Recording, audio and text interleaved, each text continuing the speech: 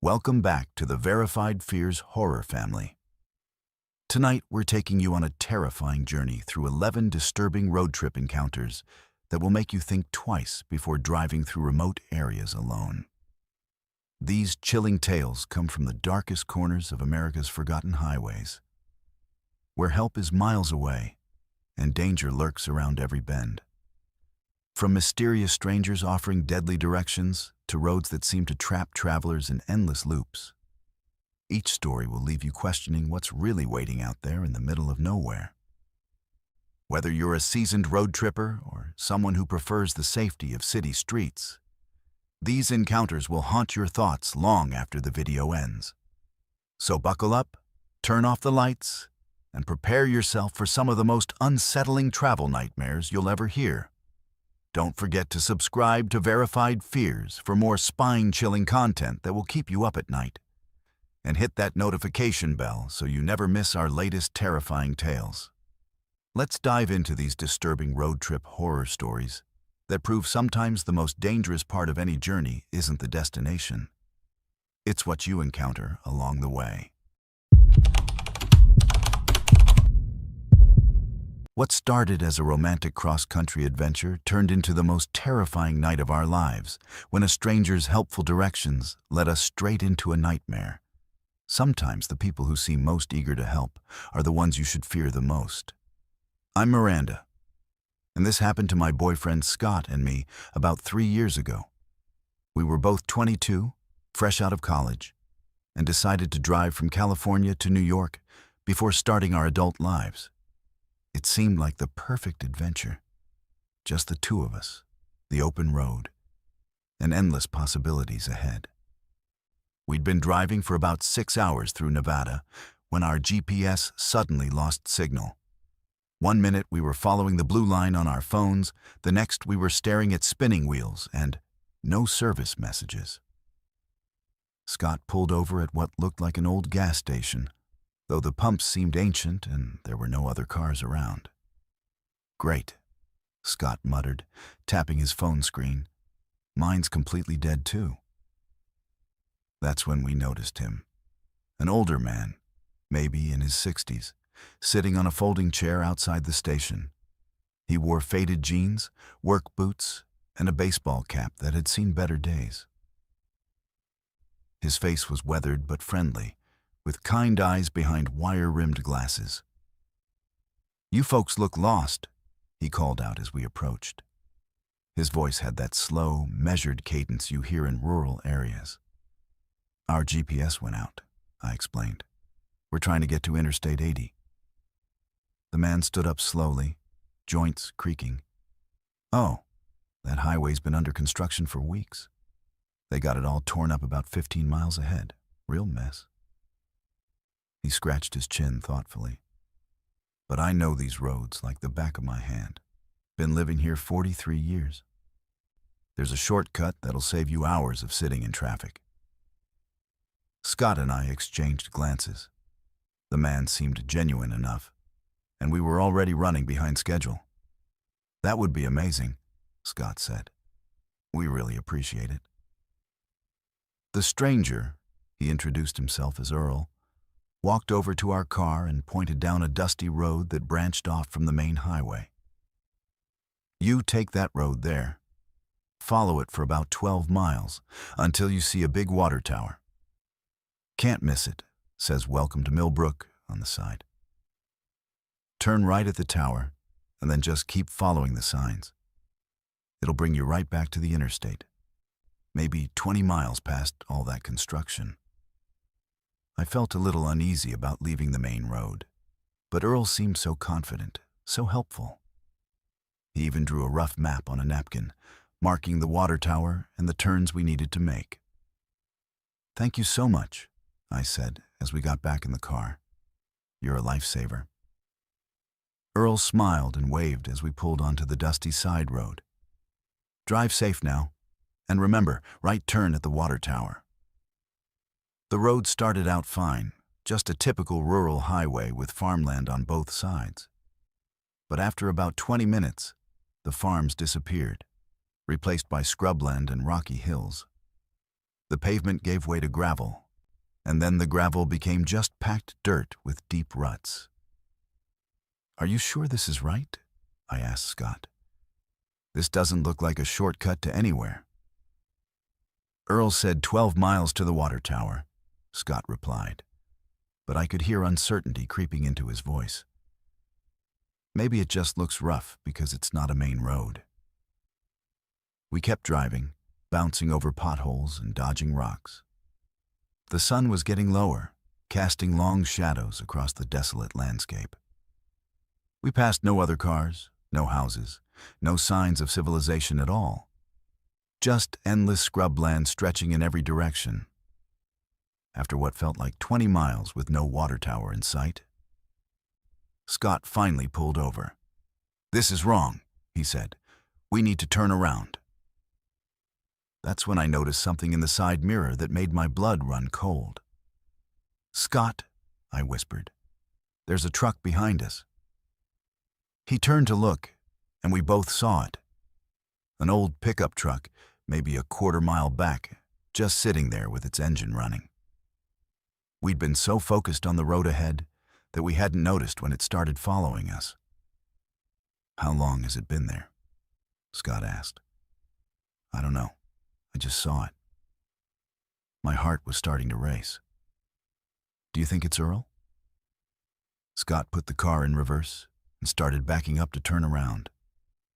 But the truck immediately started moving toward us, accelerating fast.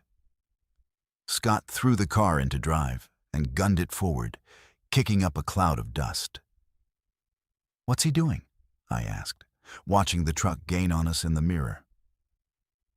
"I don't know, but we're getting out of here." The dirt road seemed to go on forever, winding through hills and dried creek beds. Our car wasn't made for this terrain. It was a little Honda Civic that scraped bottom on every rock and struggled with the steep inclines. The truck behind us, on the other hand, seemed perfectly at home on the rough road. After another 10 minutes of driving as fast as we dared, our worst fear materialized. The engine started making a horrible grinding noise, then began to smoke. Scott managed to pull over just as it died completely. We sat in stunned silence as the truck pulled up about 50 yards behind us and stopped. The driver's door opened and Earl stepped out. But something was different about him now. The friendly demeanor was gone, replaced by something cold and predatory. "Car trouble?" he called out, walking slowly toward us. Scott's hand was already on his phone.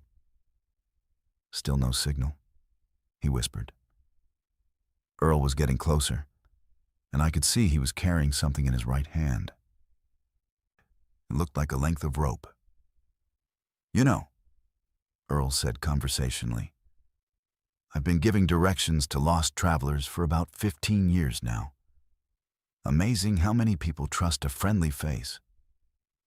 He was only about 20 feet away now. "This road doesn't go anywhere, by the way. Dead ends about 2 miles ahead at an old mine shaft." "What do you want?" Scott asked, trying to keep his voice steady. Earl smiled, but it wasn't the warm smile from the gas station. "Well, that depends. Your car's not going anywhere, and mine's the only way out. But I might be willing to give you a ride back to civilization." "For a price." "What kind of price?" I asked, though I was terrified to hear the answer. "Let's just say I collect things from travelers. Personal items, jewelry, sometimes more than that." His eyes moved over us in a way that made my skin crawl. "The question is, how badly do you want to get home?" Scott suddenly grabbed my hand and squeezed it twice, our old signal from college that meant, "Be ready to run." I squeezed back once to show I understood. "Okay," Scott said loudly. "Let's talk about this. Maybe we can work something out." Earl's smile widened. "Now you're being smart." He took another step closer, rope clearly visible in his hands now. "Now," Scott shouted, We both threw open our doors and ran in opposite directions. I heard Earl curse and saw him hesitate for a moment, unsure which one of us to chase. That hesitation saved us. I ran toward a cluster of boulders while Scott headed for a dried creek bed. "Miranda!"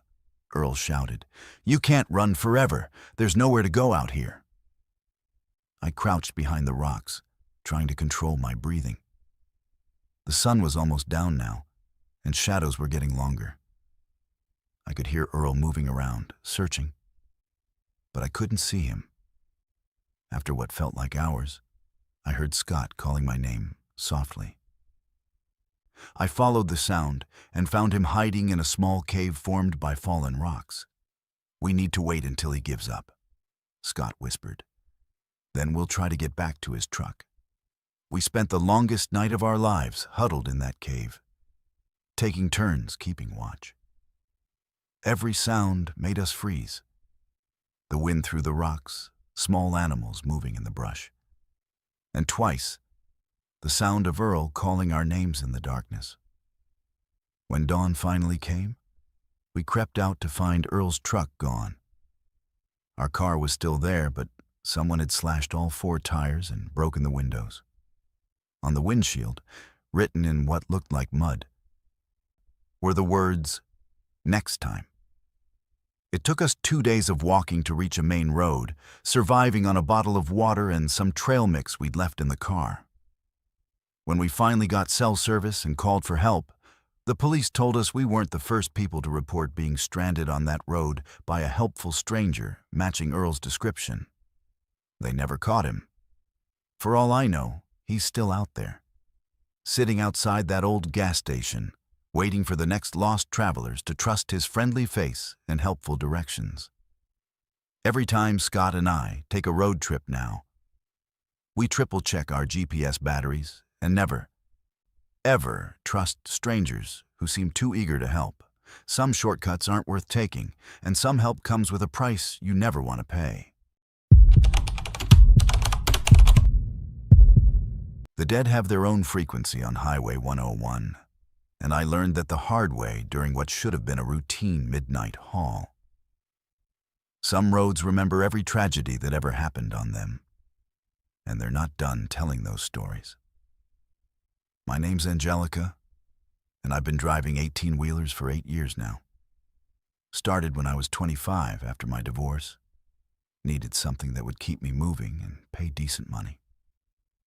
Long-haul trucking isn't glamorous, but it's honest work, and I've always been comfortable with solitude and the open road. This particular run was supposed to be simple. Electronics from Portland to San Francisco, deadline in 36 hours. I'd driven this route dozens of times before, knew every truck stop, every way station, every tricky curve through the Oregon mountains. Highway 101 along the coast was usually my favorite stretch, especially at night when you could see the ocean under moonlight. I was making good time, about 2 hours out of Coos Bay, when I hit the fog bank. It rolled in fast like they do on the Oregon coast, thick and gray, reducing visibility to maybe 20 feet. I slowed down to 45 and turned on my fog lights, settled in for a careful crawl through the mountains. That's when my CB radio crackled to life.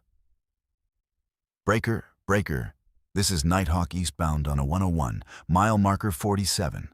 Got a situation here, need immediate assistance." The voice was clear but stressed, definitely another trucker. I checked my GPS. I was coming up on mile marker 47 in about 2 miles.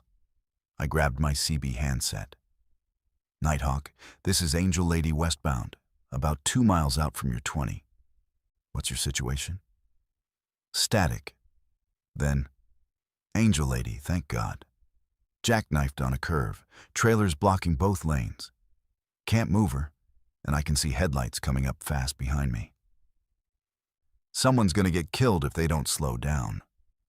I knew that curve he was talking about. A sharp left turn around a rocky outcrop with a steep drop-off to the ocean. In this fog, a car doing highway speed wouldn't see a jackknife truck until it was too late. Copy that, Nighthawk. I'll get on the horn to highway patrol and set up some flares behind you. What's your handle and company? Name's Bobby Kellerman, driving for Mountain West Freight. Blue Peterbilt cab, white trailer. And hurry, Angel Lady, I can hear those cars coming. I immediately switched to Channel 9 and called for emergency services, giving them the location and situation. Then I grabbed my emergency flares from behind my seat and started watching for mile marker 47. The fog was so thick I almost missed it. Just a glimpse of the white reflective numbers in my headlights. I pulled over and started walking back with my flares. But something felt wrong. The road was empty. No jackknife truck, no blue Peterbilt, nothing but wet asphalt and fog. I walked the entire curve twice, checking both sides of the road and the shoulder. There was no truck, no debris, no sign of any accident. But I'd heard Bobby Kellerman clear as day, and he'd been specific about his location. Confused, I got back in my cab and tried the CB again. Nighthawk, this is Angel Lady. I'm at mile marker 47, but I don't see you. Did you get moved off the road? Nothing but static. I figured maybe I'd misheard the mile marker number in the poor radio conditions. The fog was playing tricks with sound anyway. Everything seemed muffled and distorted. I continued driving, keeping my eyes peeled for any sign of trouble. About an hour later, I passed mile marker 60 and the fog started to thin. That's when my CB crackled again. Mayday, Mayday. This is Desert Rose southbound on 101, mile marker 47. Rolled my rig, fuel everywhere, fire starting. Need immediate help. A woman's voice this time, panicked and desperate. I grabbed the handset immediately. Desert Rose, this is Angel Lady. I just came through mile marker 47 about an hour ago. Are you sure of your location? Mile marker 47, the curve with the ocean drop-off. Please, the fire's getting bigger. I can't get out. My leg's pinned. I was already hitting my brakes and looking for a place to turn around. But something nagged at me. I'd been through that exact spot twice now, and there had been no accident, no truck, nothing. Desert Rose, what's your real name and company? Sarah Chen, Chen Family Transport. Please hurry. I called 911 again, reported the new emergency, and spent 20 minutes driving back to mile marker 47. Again, nothing. No truck, no fire, no Sarah Chen. Just that same empty curve in the thinning fog. By now I was seriously freaked out. I'd heard 2 different people in distress at the exact same location, but there was no evidence any accidents had occurred. I tried reaching both truckers on the CB, but got no response. I pulled over at the next truck stop and asked around. Other drivers looked at me strangely when I described what I'd heard. You sure it was mile marker 47? Asked an older driver named Pete. That's a bad spot. Real bad. Lost a lot of good people on that curve over the years. What do you mean? Pete's expression grew serious. Bobby Kellerman died there in 2018. Jackknifed in the fog just like you described. Blocked both lanes, and a family of 4 hit him going 60. Killed everyone. My blood ran cold. What about Sarah Chen? Sarah Chen? Pete thought for a moment. Yeah, that was maybe 3 years ago. Rolled her truck on that same curve. Fuel caught fire. They couldn't get her out in time. I felt sick. How many accidents have there been at mile marker 47? Too many to count. They call it Dead Man's Curve locally. Something about the way the fog rolls in, the sharpness of the turn, the drop-off to the ocean. It's a perfect storm for tragedy. I tried to rationalize what was happening. Maybe it was some kind of radio interference, old transmissions somehow getting replayed. But that didn't explain how specific and interactive the conversations had been. I got back on the road, determined to put miles between myself and that cursed stretch of highway. But as I approached mile marker 47 again, I had to pass it to continue my route. My CB came alive once more. This is Mountain Thunder northbound on 101, mile marker 47. Lost my brakes on the grade, can't make the curve, going over the side. Tell my wife I love her. This time I didn't stop. I couldn't. I just kept driving as the voice faded into static. But I did call it into Highway Patrol, giving them the location and situation. The dispatcher's response chilled me to the bone. Ma'am, we have a record of that exact accident.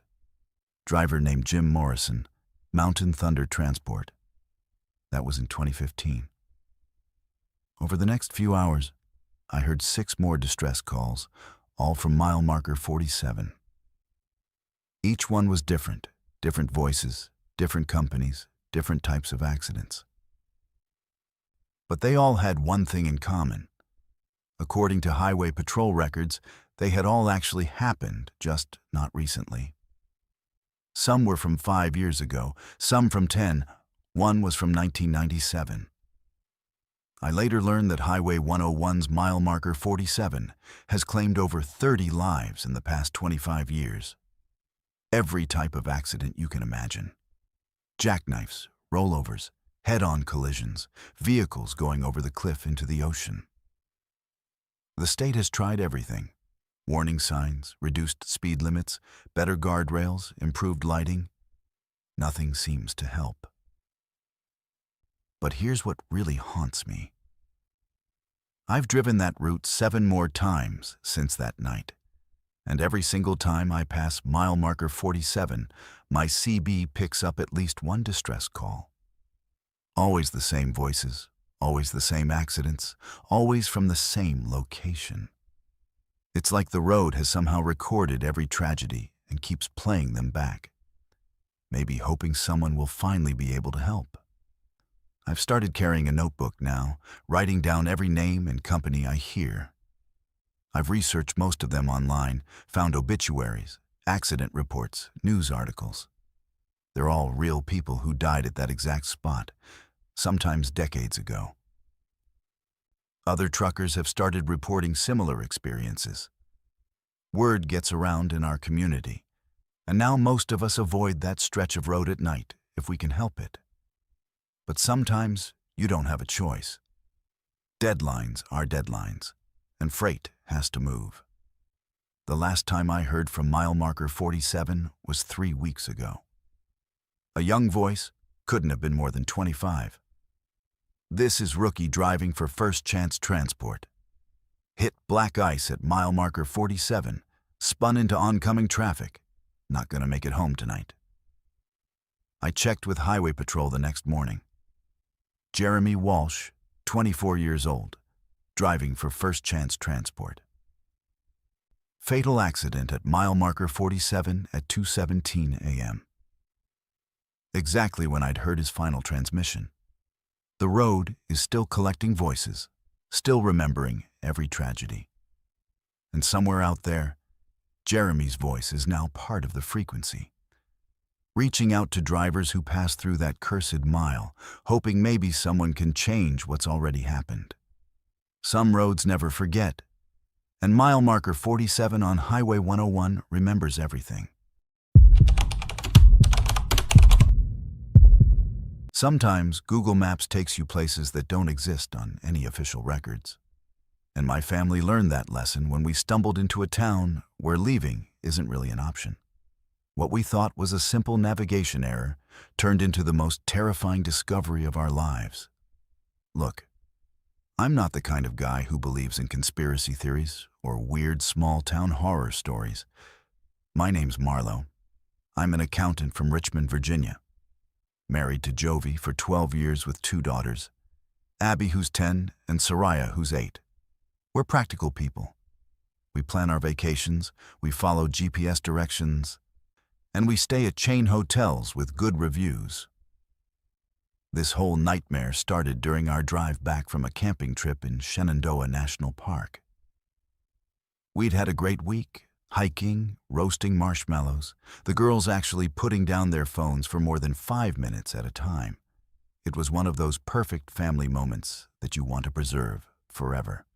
We were about 2 hours from home when traffic on I-64 came to a complete standstill. Construction, accident, who knows? But we sat there for 40 minutes watching our fuel gauge drop while the girls started getting restless in the back seat. "Daddy, I need to use the bathroom," Saria announced with that urgency only 8-year-olds can muster. "Me too," Abby chimed in. "And I'm hungry." Jovi pulled up our map app and found what looked like a decent shortcut. State Route 6119 that would take us around the traffic and connect back to I-64 about 30 miles down the road. The app estimated it would save us an hour, and there were several small towns along the route where we could stop for gas and bathrooms. "Looks good to me," I said, taking the next exit. Route 619 started out normal enough. Typical Virginia back road, 2 lanes winding through farmland and patches of forest. The kind of road we'd driven hundreds of times before. But after about 20 minutes, something felt off. The farms were too perfect, like something from a postcard. Every house was immaculate, every fence was freshly painted, every yard was manicured like a golf course.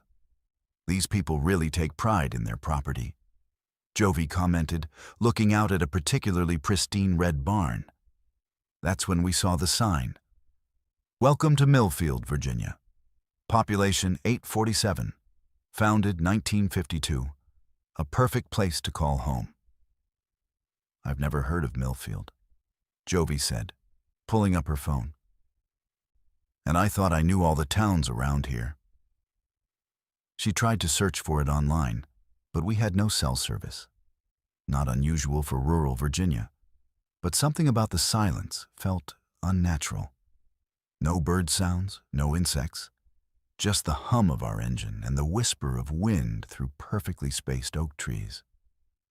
The town itself was like stepping back in time, or into a movie set.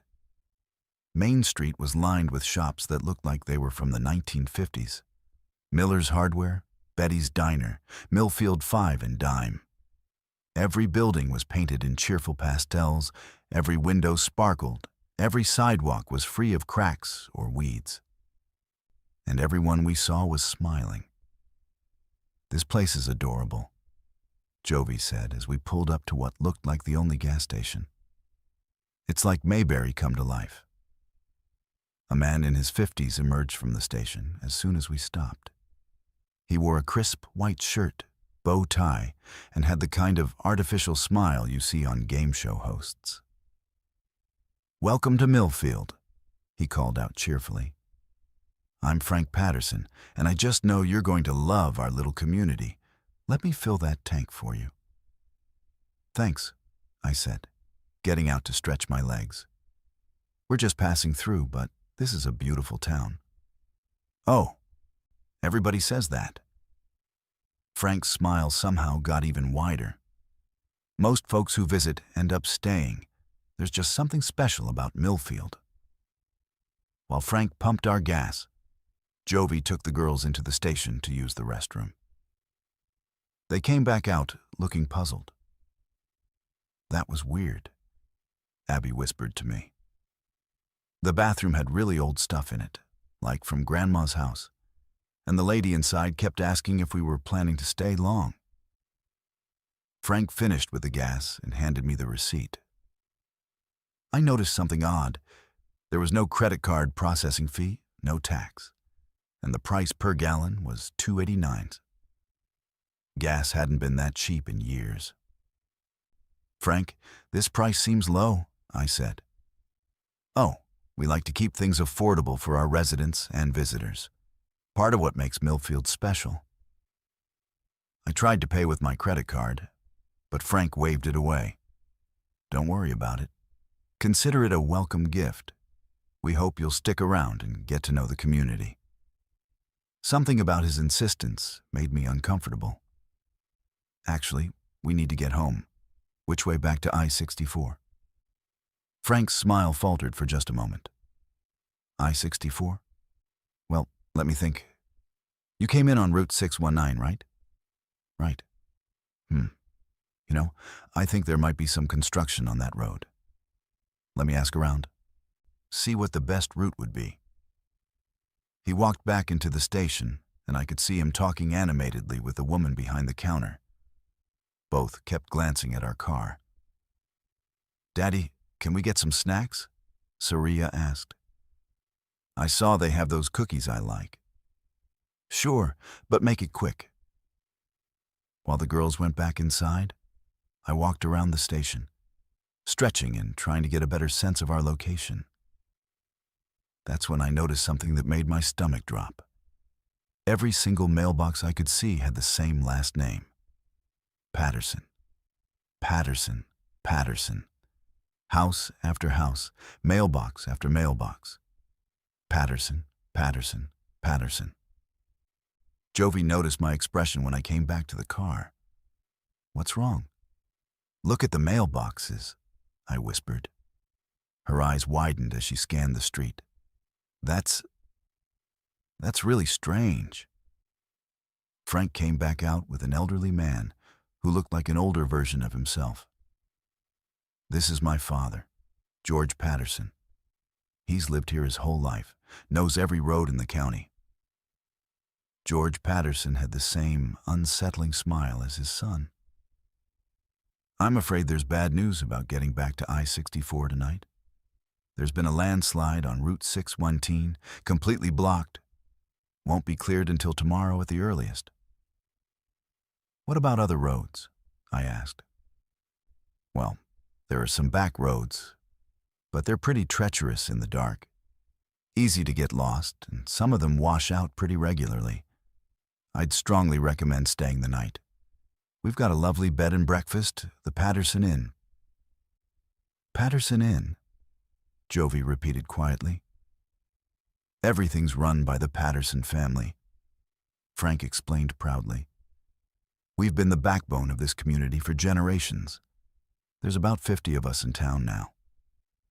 50 Pattersons in a town of 847 people. I was starting to understand why Millfield felt so uniform, so controlled. "I think we'll chance the back roads," I said, trying to keep my voice casual. "We really need to get home tonight." George's smile disappeared entirely. "I'm sorry, but I can't recommend that. For your family's safety, of course. The Patterson Inn really is your best option." It wasn't a suggestion anymore. It was an instruction. "Where exactly are these back roads?" I pressed. "Well, you'd have to go through the Patterson property to reach them. Private land, you understand. We don't allow unauthorized access." I felt Jovi's hand slip into mine, squeezing tightly. The girls had come back out of the station and were standing close to us, sensing the tension. "So our only option is to stay at your inn?" "For tonight, yes. But I have a feeling you might decide to stay longer once you see how wonderful Millfield really is." "Most people do." I looked around Main Street again. Every person I could see was watching us now. Men, women, children, all with those same artificial smiles. All, presumably, Pattersons. "What happened to the non-Patterson families?" I asked. George and Frank exchanged a look. "Well, most of them decided to move on over the years. Found opportunities elsewhere. The Patterson family just stayed.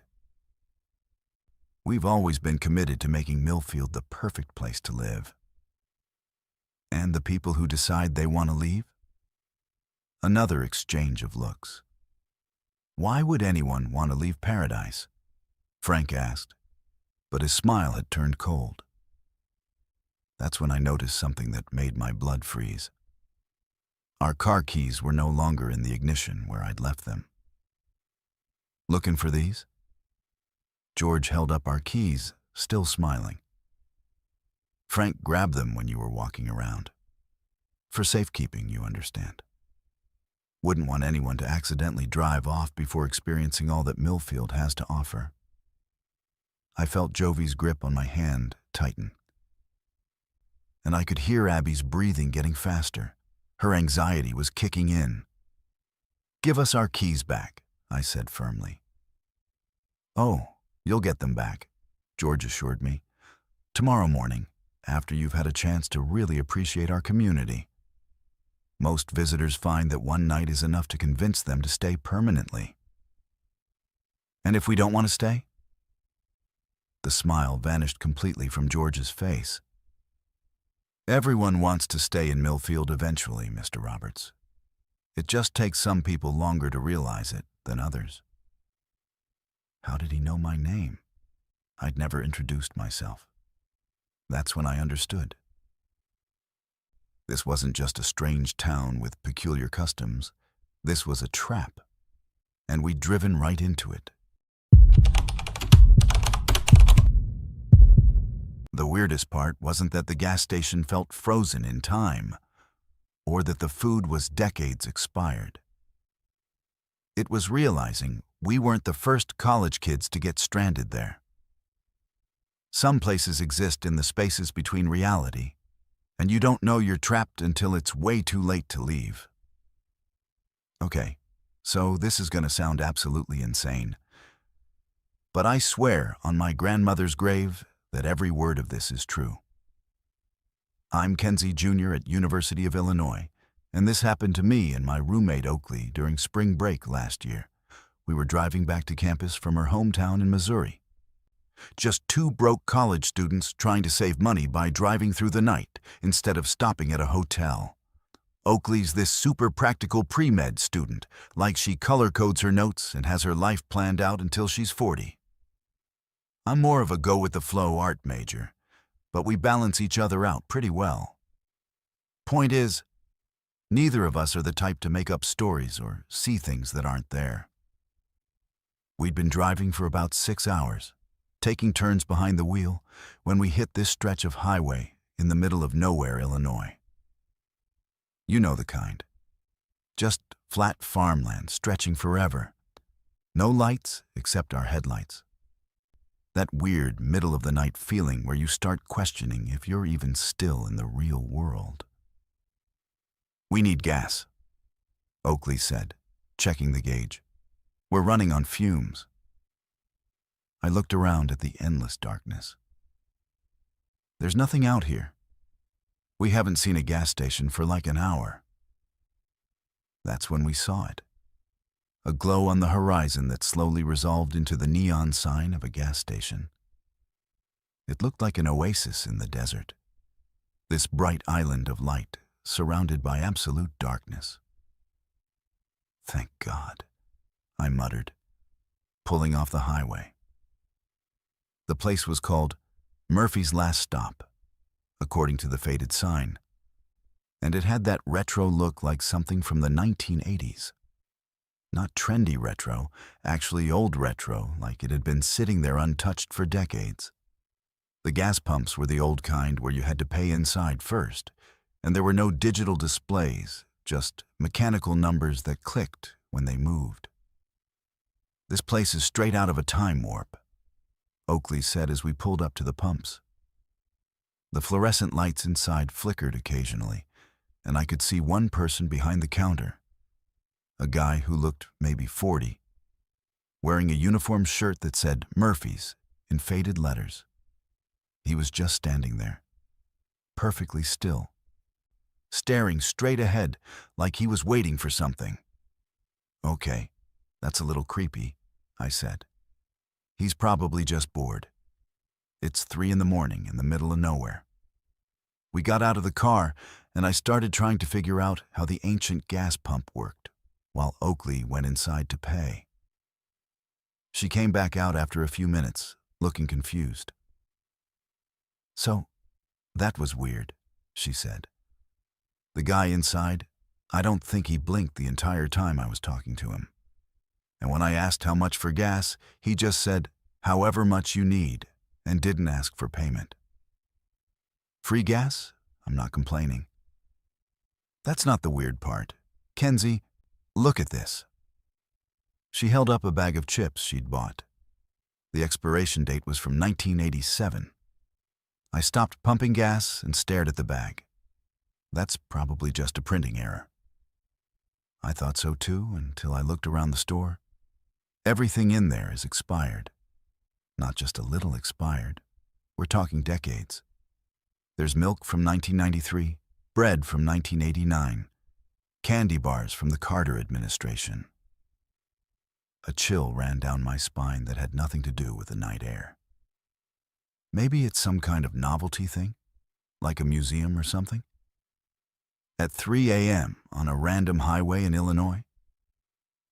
The gas pump clicked off. Apparently we'd filled up, though I hadn't been paying attention to how much we'd pumped. I tried to read the total, but the numbers seemed fuzzy, like I was looking at them through water. Let's just get out of here, I said. That's when we discovered our first real problem. The car wouldn't start. I turned the key and got absolutely nothing. No engine turnover, no clicking, no lights on the dashboard. It was like the car had just died. You've got to be kidding me, Oakley said. It was running fine 5 minutes ago. I popped the hood and looked inside. But I don't know anything about cars beyond checking the oil. Everything looked normal, but what did I know? I'll ask the guy inside if he has jumper cables or knows a mechanic, I said. I'm coming with you. The inside of the gas station was even weirder than the expired food. The fluorescent lights buzzed constantly, and everything had this yellow, sickly tint like the lighting in old photographs. The shelves were fully stocked, but like Oakley said, everything was ancient. Newspapers from the Reagan era, soda brands I'd never heard of, even the cash register looked like something from a museum. The clerk was still standing in exactly the same position, staring straight ahead. Up close, I could see his name tag said Dennis, and his uniform looked clean but somehow old, like it had been sitting in a closet for 30 years. "Excuse me, Dennis," I said. "Our car won't start. Do you have jumper cables or know anyone who could help?" Dennis turned his head toward me with this mechanical precision, like he was a robot just powering on. His eyes were completely blank, like looking into a doll's eyes. "Car troubles are common here," he said in this flat, emotionless voice. "Most people end up staying until morning. Is there a mechanic nearby?" "No mechanics, no other services, just Murphy's last stop." Oakley grabbed my arm. "Kenzie, look at this." She was pointing at a bulletin board near the door covered with photos and handwritten notes. But these weren't normal bulletin board things. They were missing person flyers. Dozens of them, all featuring young people, all with dates going back years. Sarah and Mike Thompson, last seen March 15, 2019, driving through Illinois. Jessica Martinez, disappeared May 3, 2017, car found abandoned at rural gas station. David and Rachel Kim, missing since August 12, 2020, last known location, Highway 136. My hands started shaking as I read more of them. College students, young couples, all disappeared on highways in the middle of nowhere, all around the same age as us. "Dennis," I said, trying to keep my voice steady, "what happened to these people?" "They stayed until morning," he replied in that same flat tone. "Most people do." "What do you mean they stayed? Where did they stay?" "Here, at Murphy's last stop. There are rooms in the back." For the first time since we'd arrived, Dennis smiled. It was the most unsettling thing I'd ever seen. His mouth curved up, but his eyes stayed completely dead. "I think we'll wait in our car," Oakley said quickly. "Car won't start," Dennis said. I turned it off. The casual way he said it made my blood freeze. "You what?" I turned it off. People drive away too quickly sometimes. Don't give Murphy's last stop a proper chance. I looked at Oakley and saw my own terror reflected in her eyes. This wasn't a broken-down car or bad luck. This was deliberate. "Turn it back on," I demanded. "In the morning, when you're ready to leave." "We're ready to leave now." Dennis's smile got wider. "No one leaves Murphy's last stop at night. Too dangerous. Too many accidents on these dark roads. Better to stay until morning." "What if we refuse?" "No one refuses. Everyone sees the wisdom eventually." That's when I noticed something that made my stomach drop. Behind Dennis, mounted on the wall, were car keys. Dozens and dozens of car keys hanging on little hooks, each with a tag. I could see part of one tag that said Sarah and Mike Thompson. These weren't just missing people. They were prisoners, and their cars were trophies. "Oakley," I whispered, "we need to run." "Can't run far," Dennis said, apparently hearing me despite my whisper. "Nearest town is 40 miles. Nothing but empty highway in every direction. Dark out there. Cold. Dangerous. People must come looking for the missing people," Oakley said. "Police, families. Police come sometimes, but they never find Murphy's last stop when they're looking for it. Funny how that works." I was starting to understand. This place wasn't just some creepy gas station. It existed in some kind of gap, some space between normal reality where people could disappear without a trace. "How long have you been here, Dennis?" "Since 1987. That was my first night shift. Been the night shift ever since." 36 years. He'd been trapped here for 36 years, and now he was the one doing the trapping. "The room's in the back," I said. "Are there people there now?" 7 guests currently.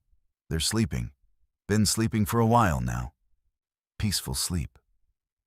Oakley grabbed my hand so hard it hurt. "What happens to people who try to leave?" Dennis's smile faded. "They get lost in the dark. Roads out there change when you're not looking. Turn back on themselves, lead you in circles. Eventually, you end up back here. Everyone does." "And if we stay?" "You join the family, like I did, like all the others did.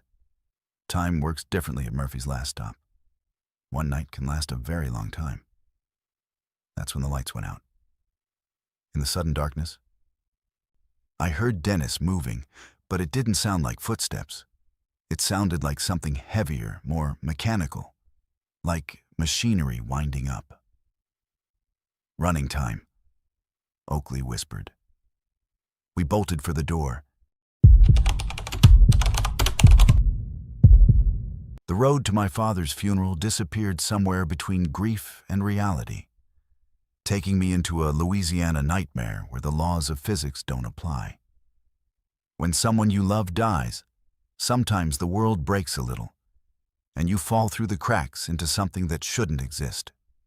My name is Aya, and I want you to understand something before I tell you what happened. I'm not crazy.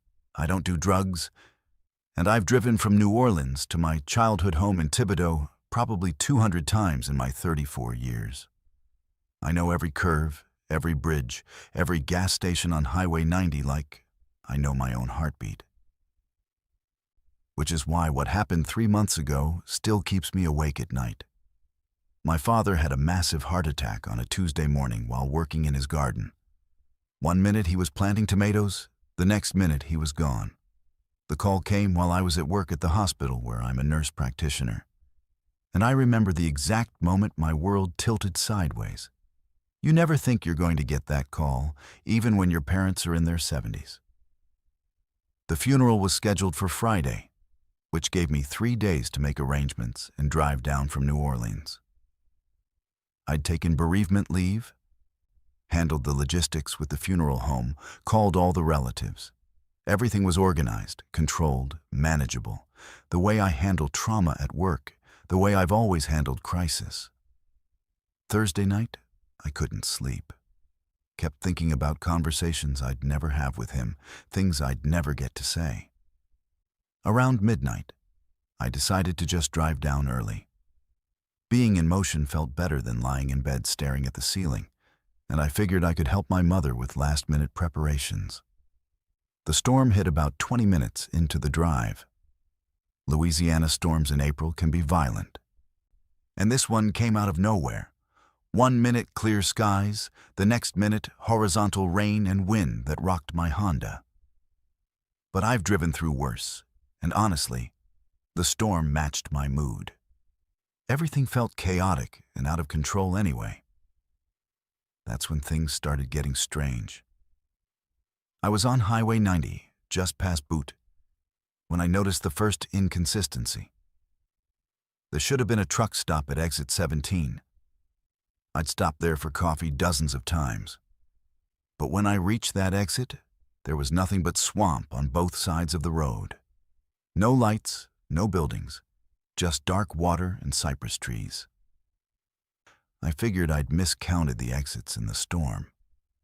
Easy to get disoriented when you can barely see through the rain. But then I passed what should have been the Raceland exit. And instead of the familiar cluster of fast food restaurants and gas stations, there was a sign that read, "Welcome to Boudreaux Landing, population 342. I'd never heard of Boudreaux Landing, and I'd grown up in this area. I knew every small town between New Orleans and Thibodaux. My GPS had been acting up since the storm started. The screen kept flickering between my route and what looked like a map of waterways, like I was in a boat instead of a car. The voice kept giving directions to roads that didn't exist. In 0.3 miles, turn left onto Bayou Noir Road. There was no Bayou Noir Road on Highway 90. I tried calling my mother to tell her I was running late, but my phone showed no signal. That wasn't unusual in rural Louisiana during storms. But when I looked at the screen, it displayed the wrong time. 3:47 a.m., even though my car clock showed 12:53 a.m. The rain was getting worse, and I started seeing things in my peripheral vision that couldn't be there. Boats moving through the swampland beside the highway, even though we were miles from any navigable water. Old-fashioned paddle-wheelers with lights in their windows, like something from the 1800s. I slowed down, thinking maybe the grief and exhaustion were making me hallucinate. But when I focused directly on the boats, they were gone. Only when I wasn't looking straight at them could I see them gliding silently through water that shouldn't exist.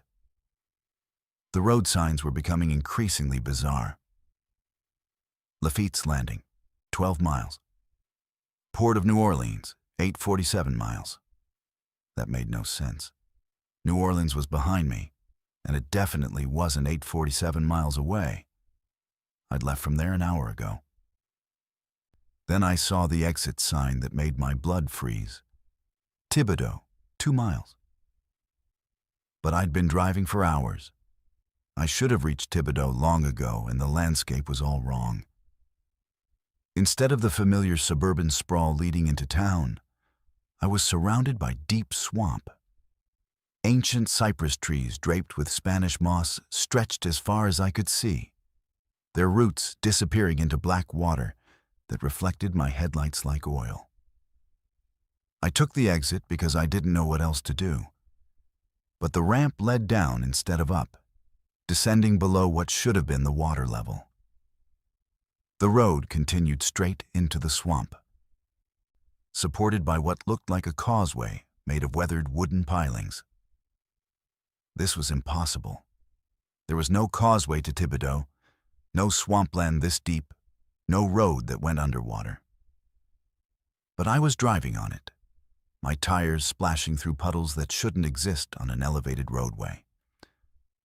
The town I reached wasn't Thibodaux. The sign said Thibodaux, but this place looked like it was from the 19th century. Gas lamps instead of street lights, wooden buildings with wide porches, dirt roads instead of pavement, and boats.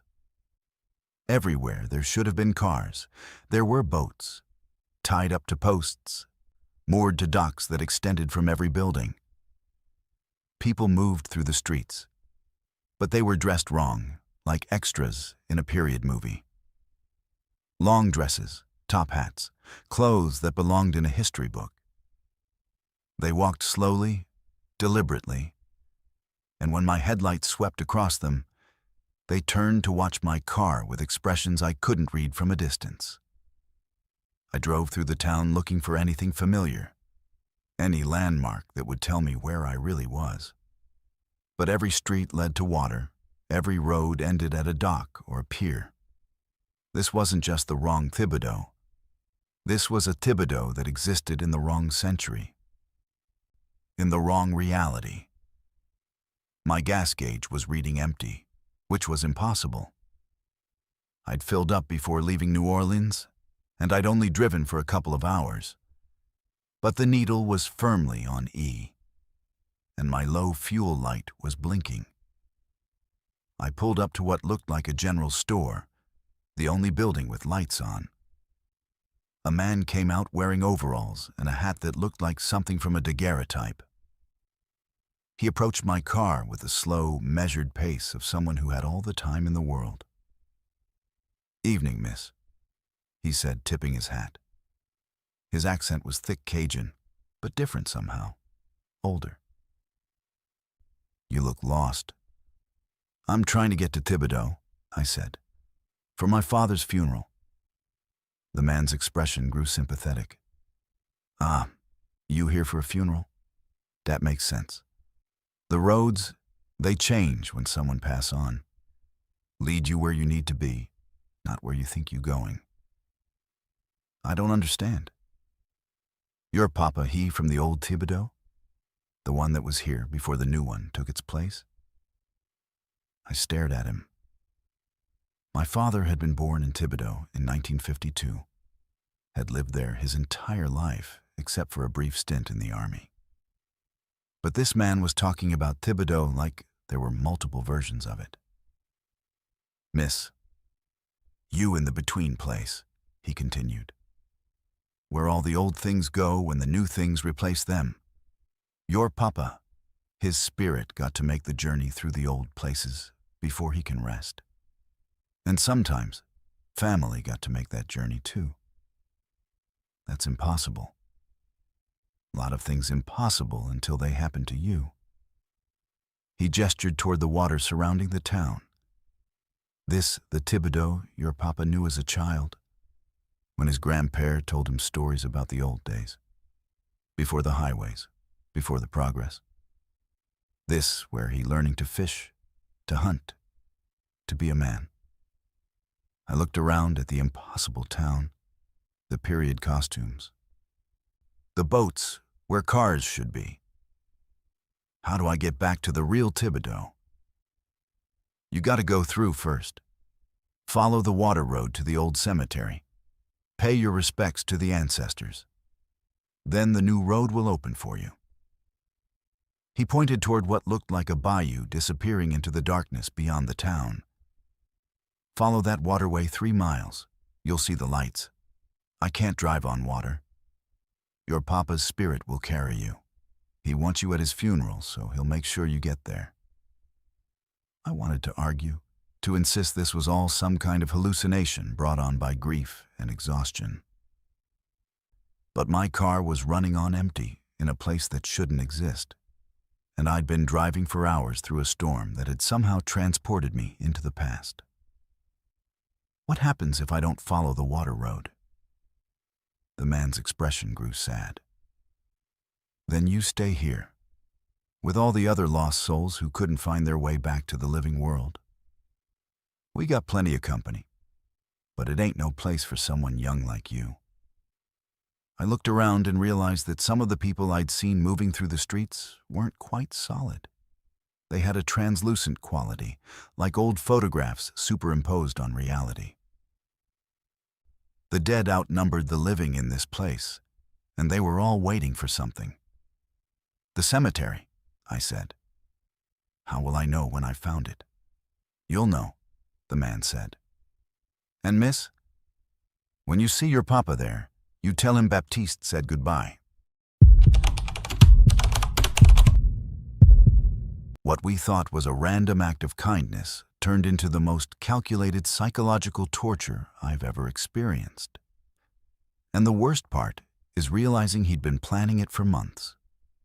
Sometimes the person standing on the side of the road knows exactly which car is going to stop and exactly who's inside it. So this is Sienna, and I need to get this story out because what happened to me, Emberly, and Melina last summer is still messing with my head. We were these typical college seniors, you know. Best friends since freshman year at ASU, about to graduate, feeling invincible and ready to take on the world. We'd planned this epic road trip to California as our last hurrah before real life kicked in. Everything started normal enough. We rented a convertible, loaded it with snacks and playlists, and hit the road from Phoenix on a Saturday morning in June. The plan was to drive scenic routes, stop at random places, take a million photos, and just celebrate being young and free. Typical girl trip stuff. We were cruising through the Arizona desert on this empty highway, top down, music blasting, having the time of our lives. The landscape was gorgeous in that harsh, unforgiving way. Red rocks and endless blue sky. The kind of scenery that makes you feel like you're in a movie. That's when we saw him. He was standing beside a broken-down pickup truck about 50 yards off the highway, thumb out, looking exactly like every parent's warning about hitchhikers. Tall, maybe early 30s, wearing jeans and a faded band t-shirt. Dark hair, decent looking. But something about his smile seemed off. Too practiced, like he'd rehearsed it.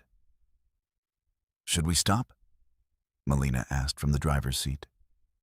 She was always the cautious one, pre-law, planned her outfits a week in advance. "Are you crazy?" Emberly said from the back seat. "Horror movie 101. Never pick up random guys in the desert." But I felt sorry for him. It was probably 105 degrees out there, and we hadn't seen another car in 20 minutes. "Look at him, he's gonna die of heat stroke. Besides, there's 3 of us, and 1 of him." Famous last words, right? Melina pulled over against her better judgment, and the guy jogged up to the car with this grateful expression that seemed totally genuine. "Thank God," he said, slightly out of breath. "I've been standing out here for 2 hours. My truck overheated and my phone's dead. I just need a ride to the next town so I can call a tow truck." He had this nice voice, polite, educated, not what you'd expect from a creepy hitchhiker. And honestly, he was pretty cute, the kind of guy any of us might have talked to at a college party. "I'm Jake," he said, extending his hand. "And you 3 are absolute lifesavers." We introduced ourselves, and he climbed into the back seat next to Emberly. Within 5 minutes, he had us all laughing with stories about his disastrous road trip, how he'd already gotten lost twice, eaten at the world's worst diner, and now his truck was dead in the middle of nowhere. "This is exactly why I usually fly everywhere," he said with a self-deprecating laugh.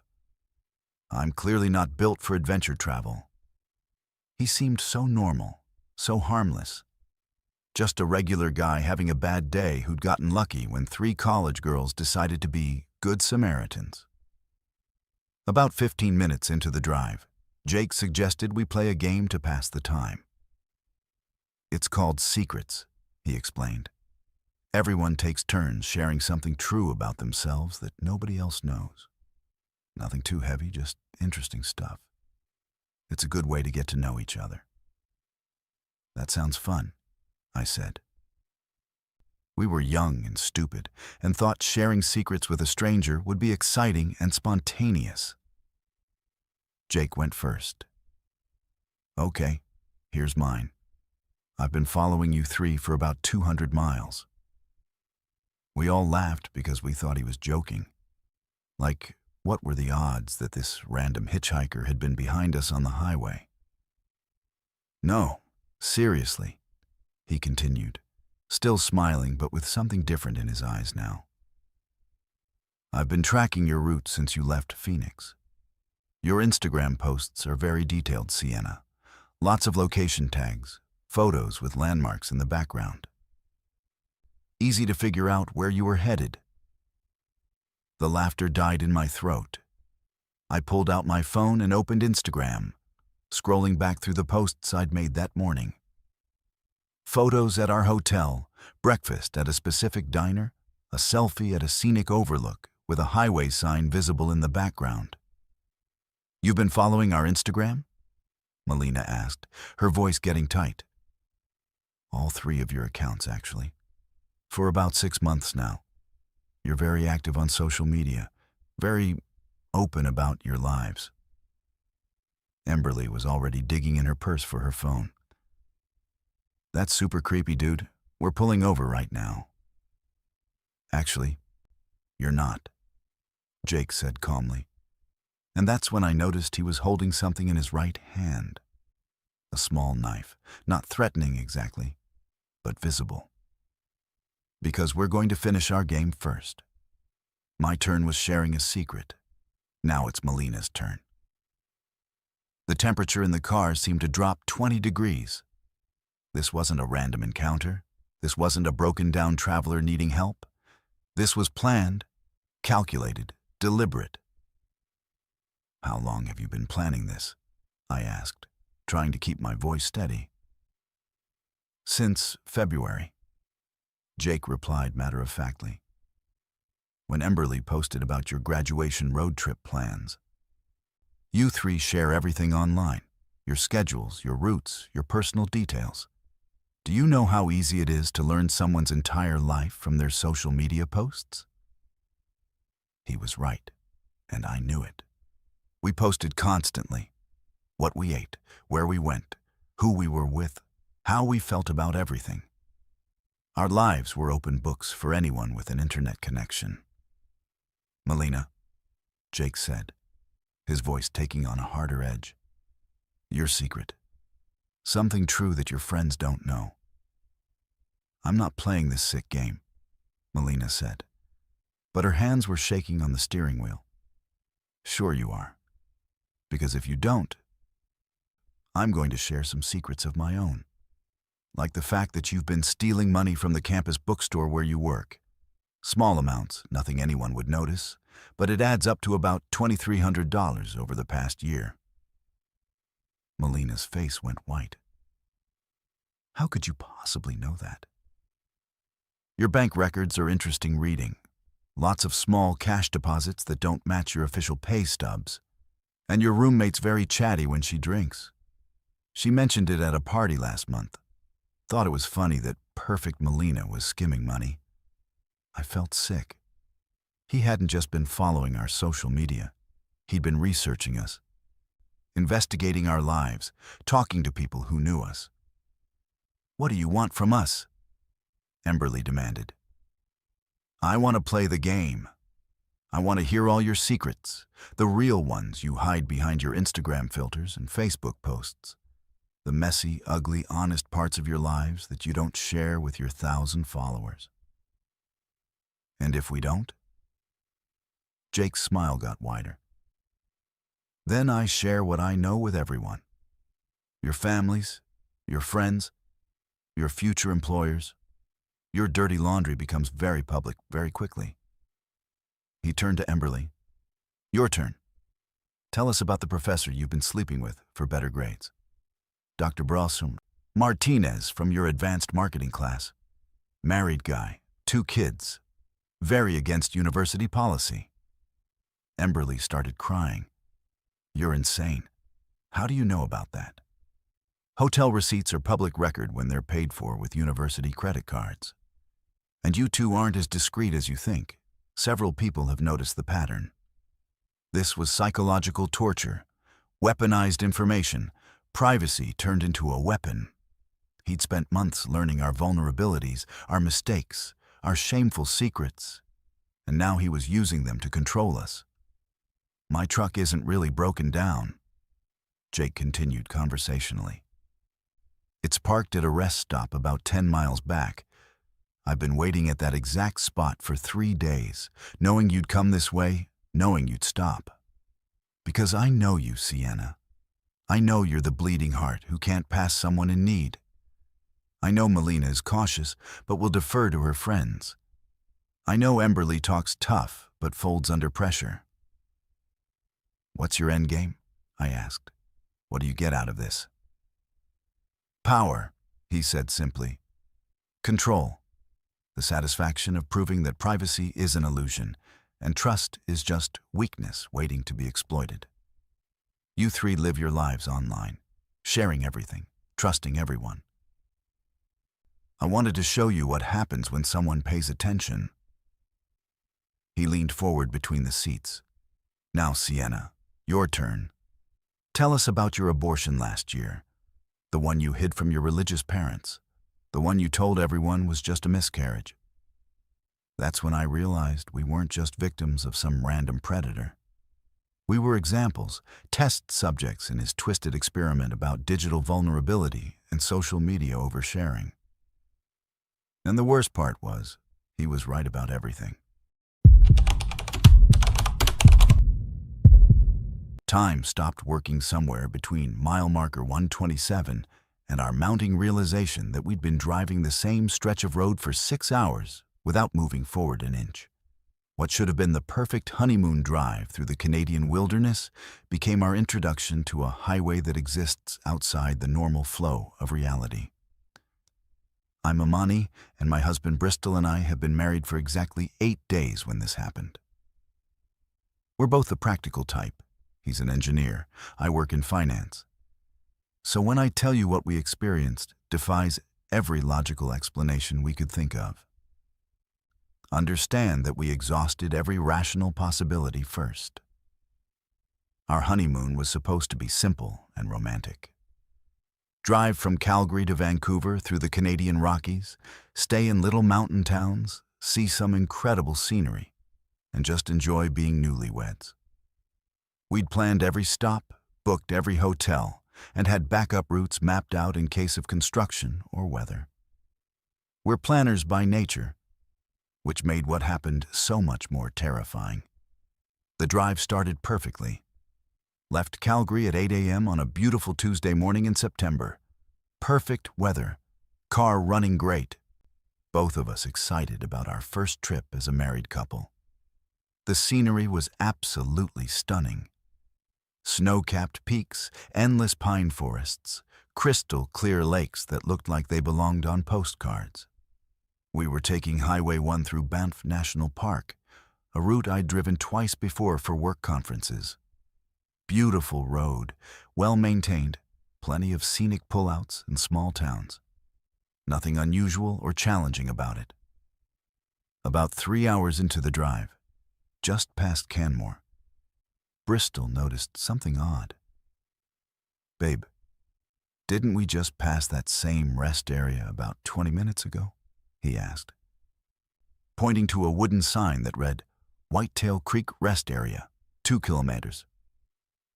I looked at our GPS. According to the display, we were making steady progress westward, currently at kilometer marker 127. No, this is the first time I've seen that sign. Maybe there are multiple rest areas with similar names. Bristol shrugged and kept driving. He's methodical about everything, so when he notices details, he's usually right. But the GPS showed us moving forward normally, and the scenery kept changing. Different mountain peaks, different forest compositions, different cloud formations. 23 minutes later, we passed the exact same sign again. Amani, I'm serious. That's the same rest area. Same sign, same placement, same little dirt road leading off to the right. This time I paid closer attention. The sign was distinctly weathered in a specific pattern.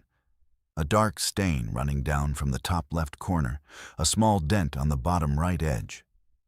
Very specific, very memorable details. I checked our GPS again. Still showed us at kilometer marker 127, still indicated we were moving west at 90 kilometers h. That's weird, but maybe the GPS is glitching. Let's just keep track of our fuel and see how far we actually travel. We both started paying very close attention to landmarks after that. Bristol began calling out distinctive features as we passed them. A dead tree shaped like a Y, a boulder with white quartz veining, a particularly sharp mountain peak with what looked like a face profile. 18 minutes later, we passed the same dead tree. "Stop the car," I said. Bristol pulled over at the next safe spot. We both got out and looked around. The landscape was identical to what we'd been seeing for the past hour. The same forest, the same mountains, the same angle of sunlight through the trees. "Check your watch," Bristol said. I looked at my phone. 11:47 a.m. We've been driving for almost 4 hours, but according to this, we should be halfway to our lunch stop in Golden. My watch says 11:47 too. But look at the fuel gauge. The gas tank showed 3/4 full, exactly where it had been when we started noticing the repeated landmarks. We should have used at least a quarter tank by now. "The odometer," I said suddenly. Bristol checked. 186,047 kilometers. The same reading it had shown when we left Calgary. We got back in the car and continued driving, but now we were both focused entirely on documenting what we were seeing. Bristol started timing the intervals between landmarks, while I took photos with my phone. The pattern was consistent and impossible. Every 19 to 23 minutes, we'd pass the same sequence of landmarks in the exact same order. The Whitetail Creek sign, the Y-shaped dead tree, the boulder, the face profile mountain peak, a red barn barely visible through the trees, a small wooden bridge over a creek, then back to the Whitetail Creek sign. "This is physically impossible," Bristol said after we'd completed the loop for the 6th time. "We're driving in a straight line on a major highway. There are no curves sharp enough to create a circle, no hidden off-ramps, no way to end up back where we started." I was taking notes on my phone, documenting everything. The sun isn't moving either. Look at the shadows. They're exactly the same angle they were 2 hours ago. And there are no other cars. When's the last time you saw another vehicle on a major Canadian highway? He was right. In 4 hours of driving, we hadn't seen a single other car, truck, motorcycle, or even an airplane overhead. Just us, the empty road, and the same rotating landscape. We tried calling for help, but neither of our phones had any signal. Not unusual in remote areas, but unsettling given everything else that was happening. "Let's try something," Bristol said. "Next time we reach the rest area sign, I'm going to turn off onto that dirt road. Maybe we can break out of whatever this loop is." When we reached the Whitetail Creek sign again, Bristol took the turn off. The dirt road led about half a kilometer through dense forest before ending at a small parking area with picnic tables and an outhouse. Nothing unusual, just a typical highway rest stop. But when we drove back to rejoin the highway, we emerged exactly where we'd been before, at kilometer marker 127, with the same GPS reading, the same fuel level, the same time on our phones. "We need to test something else," I said. "Stop the car completely. Turn off the engine." Bristol pulled over and shut everything down. We sat in complete silence for exactly 10 minutes by my phone's timer. The forest around us was eerily quiet. No bird sounds, no insects, no wind through the trees. When Bristol started the car again and we resumed driving, we immediately began encountering the same landmarks in the same sequence, as if the 10-minute stop had never happened. "What if we get out and walk?" I suggested. We parked the car and walked about a kilometer down the highway on foot. The road continued normally, curving around mountains and through forest. But when we turned around and walked back to where we'd left the car, it wasn't there. We were standing on an empty stretch of highway, with no sign of our vehicle anywhere. "This can't be happening," Bristol said, but his voice was tight with fear now. We walked back in the direction we'd come, and after about 10 minutes, we found our car sitting exactly where we'd originally parked it, engine running, doors open, as if we'd just stepped out of it. "I'm a rational person," I told Bristol as we got back in the car. "I believe in physics and cause and effect and logical explanations for everything. But we're trapped in some kind of temporal loop on a highway that shouldn't exist. What do you think happens if we just keep driving? Do we run out of gas eventually? Do we age? Do we die of starvation?" Those questions terrified me more than the loop itself.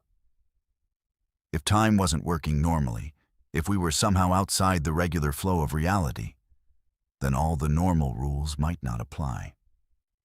We could be stuck here forever, driving the same 20-kilometer stretch of highway for eternity. "There has to be a way out," I said. "Every loop has an exit condition. Every puzzle has a solution." We tried everything we could think of over the next several cycles. Driving backwards, driving with our eyes closed, stopping at different landmarks, getting out and rearranging objects we found on the roadside. Nothing changed the pattern. The breakthrough came when Bristol noticed something I'd missed. "The license plates," he said suddenly. "What?" "On our car. Check the license plates." I got out and looked. Our Alberta plates read BDX 7431, just like they should. But when I looked more closely, I noticed something impossible. The registration sticker showed an expiration date of September 2019. We'd gotten married in September 2023. "Bristol, what year is it right now?" He looked at his phone, then at mine. Both showed the date as September 15th, 2019. We weren't just trapped in a spatial loop. We were trapped in time itself, stuck in a version of this highway that existed 4 years in the past, before we'd ever met, before we'd fallen in love, before we'd planned our honeymoon drive. "How do we get back to our own time?" I whispered. Bristol took my hand. "I don't know. But whatever happens, we're together. At least we have that." The highway stretched endlessly ahead of us, timeless and inescapable. And we kept driving toward a destination we'd never reach. The helpful rest stop attendants who offered to watch my car while I took my kids to the bathroom turned out to be part of something much darker than roadside assistance. When you're a single parent traveling alone with children, you become a target for predators who know exactly how to exploit your vulnerabilities and trust. My name is Armando, and I'm a single father to 2 boys. Cassius, who's 7, and Kaysen, who's 5. Their mother died in a car accident when Kaysen was just 2, so it's been just the 3 of us for the past 3 years. I work construction in Houston, and we don't get many chances for vacations. But last summer, I managed to save enough for a camping trip to Big Bend National Park. The boys were so excited. They'd been talking about it for weeks, making lists of things they wanted to see, practicing setting up our tent in the backyard. For me, it was a chance to give them some good memories. Some father-son time away from the stress of work and bills and trying to raise 2 kids on my own. We left Houston early on a Saturday morning, my old Ford F-150 loaded with camping gear and enough snacks to feed an army. The boys were in great moods, playing games and pointing out everything they saw along the highway. It felt like we were finally doing something right as a family. About 4 hours into the drive, we were on a long stretch of Highway 90 west of San Antonio when Cassius announced he needed to use the bathroom. I'd been pushing to make good time, and we were still about 2 hours from our planned lunch stop in Del Rio. "Can you wait a little longer, buddy?" I asked, checking the GPS for rest areas. "I really can't, Daddy. It's an emergency." Kaysen immediately chimed in that he needed to go too, because that's how it always works with kids. One bathroom request triggers another. I spotted a sign for a rest area about 5 miles ahead and told the boys to hang on just a few more minutes. The rest area turned out to be one of those larger facilities with a visitor center, multiple buildings, and what looked like a small convenience store. Perfect for a quick stop to stretch our legs and grab some drinks. The place was busy for a Saturday afternoon. Several families with kids, a few truckers, some elderly couples stretching their legs. It had that typical rest area atmosphere where everyone's focused on their own business, but generally friendly and relaxed. As we were getting out of the truck, a woman in a uniform polo shirt approached us. She looked to be in her 40s, Hispanic, with a name tag that said, "Rosa, Customer Service." "Afternoon," she said with a warm smile. "Y'all look like you're on a family adventure." "Camping trip to Big Bend," I said, helping Kaysen down from the truck. "These guys needed a pit stop." "Oh, that's wonderful. Big Bend is beautiful this time of year." She knelt down to the boys' level. "Are you excited about your camping trip?" Cassius and Kaysen both nodded enthusiastically and started telling her about all the things they wanted to do. Hiking, fishing, seeing stars without city lights. Rosa listened with genuine interest, asking questions and making the boys feel important. "You know what?" she said, standing back up. "I hate to mention this, but we've been having some issues with break-ins in the parking lot lately. Had 3 vehicles broken into just this week. If you'd like, I can keep an eye on your truck while you're inside. It's part of our enhanced security service." I looked around the parking lot. It seemed safe enough, but I had all our camping gear visible in the truck bed, plus my laptop bag in the front seat. The last thing we needed was to have our vacation ruined by thieves. "That's really nice of you," I said. "Are you sure it's not too much trouble?" "Not at all. We want our visitors to feel safe and comfortable. You just go ahead and take care of your business, maybe grab some snacks for the road. I'll make sure nobody bothers your vehicle." It seemed like genuine customer service, the kind of extra effort that makes you want to leave positive reviews online. Rosa appeared professional, knowledgeable about the area, and clearly experienced at dealing with traveling families. "Thank you so much," I said, grabbing my wallet in the boys' hands. "We shouldn't be more than 10 or 15 minutes. "Take your time," Rosa replied. "And if you need any recommendations for restaurants or activities in the Big Bend area, just ask when you come back out." The boys and I headed into the main building, which housed restrooms, vending machines, and a small gift shop with typical tourist items. While the boys used the bathroom, I bought some waters and let them each pick out a small toy as a travel treat. We were probably inside for about 20 minutes total. The boys wanted to look at everything in the gift shop, and I let them take their time since we weren't on a strict schedule. It felt good to see them excited and happy. When we came back outside, I immediately noticed something was wrong. Our truck was still parked where I'd left it, but Rosa was nowhere to be seen. Instead, there was a man standing near the driver's side door, looking into the cab. He was tall, probably in his 30s, wearing jeans and a t-shirt. Nothing about him screamed rest area employee. "Excuse me," I called out as we approached. "Is there a problem with my truck?" The man looked up and smiled, but it wasn't a friendly smile. "No problem at all. Just admiring your setup. Nice truck, good camping gear. You must be heading somewhere special." "We're fine, thanks." I moved between him and my boys, feeling my protective instincts kick in. 3 males traveling alone, he continued, as if I hadn't spoken. Father and 2 sons, by the look of it. That's a valuable cargo for certain people.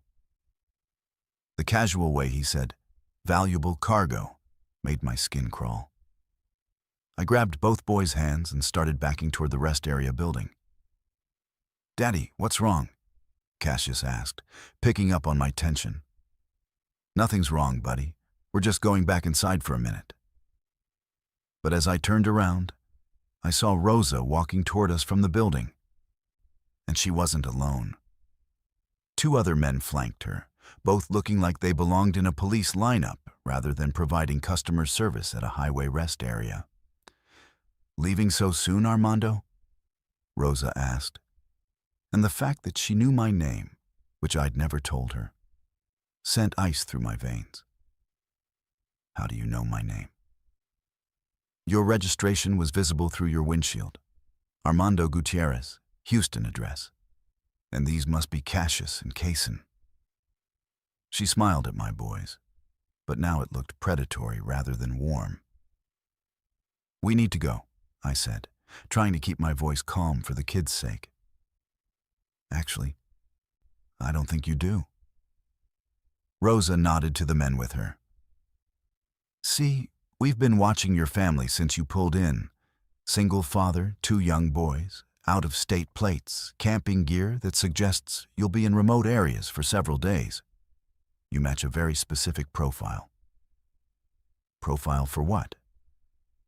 For people nobody will miss right away.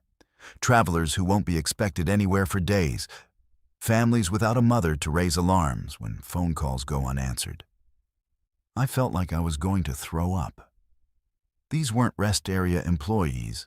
They were predators who used the rest area as a hunting ground, targeting vulnerable families. There are other people here, I said, looking around desperately. Other families, witnesses. Are there? Rosa asked. Look around carefully. I did, and my heart sank. The parking lot that had been busy 20 minutes ago was now nearly empty. Just our truck, a white van I didn't remember seeing before, and 1 other car. The families with children, the elderly couples, the truckers, all gone. We work with the afternoon shift supervisor. One of Rosa's companions explained conversationally. He helps us identify suitable targets and clear the area when necessary. Amazing how quickly people can be encouraged to move along when there's a gas leak or maintenance emergency. What do you want? I asked, though I was terrified to hear the answer. We want you to get in the van, Rosa said simply. You and your boys, quietly, cooperatively, without making a scene. And if we don't? Rosa pulled back her jacket slightly, revealing a handgun tucked into her waistband. Then we'll have to be less polite about it. And your boys might see things that would give them nightmares. Cassius was starting to cry, sensing the danger even if he didn't understand it completely. Kaysen was clinging to my leg, burying his face against my jeans. Please, I said. Whatever this is about, whatever you want, just let my kids go. They're innocent. Innocent children are exactly what our clients prefer, Rosa said matter-of-factly. Clean backgrounds, no behavioral problems, young enough to adapt. You'd be surprised how much demand there is. Human trafficking. They were human traffickers who used highway rest areas to identify and capture victims. Traveling families, especially single parents with children, were perfect targets because they could disappear for days before anyone started looking. How many families have you taken? I asked, buying time while trying to figure out any possible escape. Dozens over the past 2 years. This location is perfect. Isolated, lots of through traffic, minimal security cameras.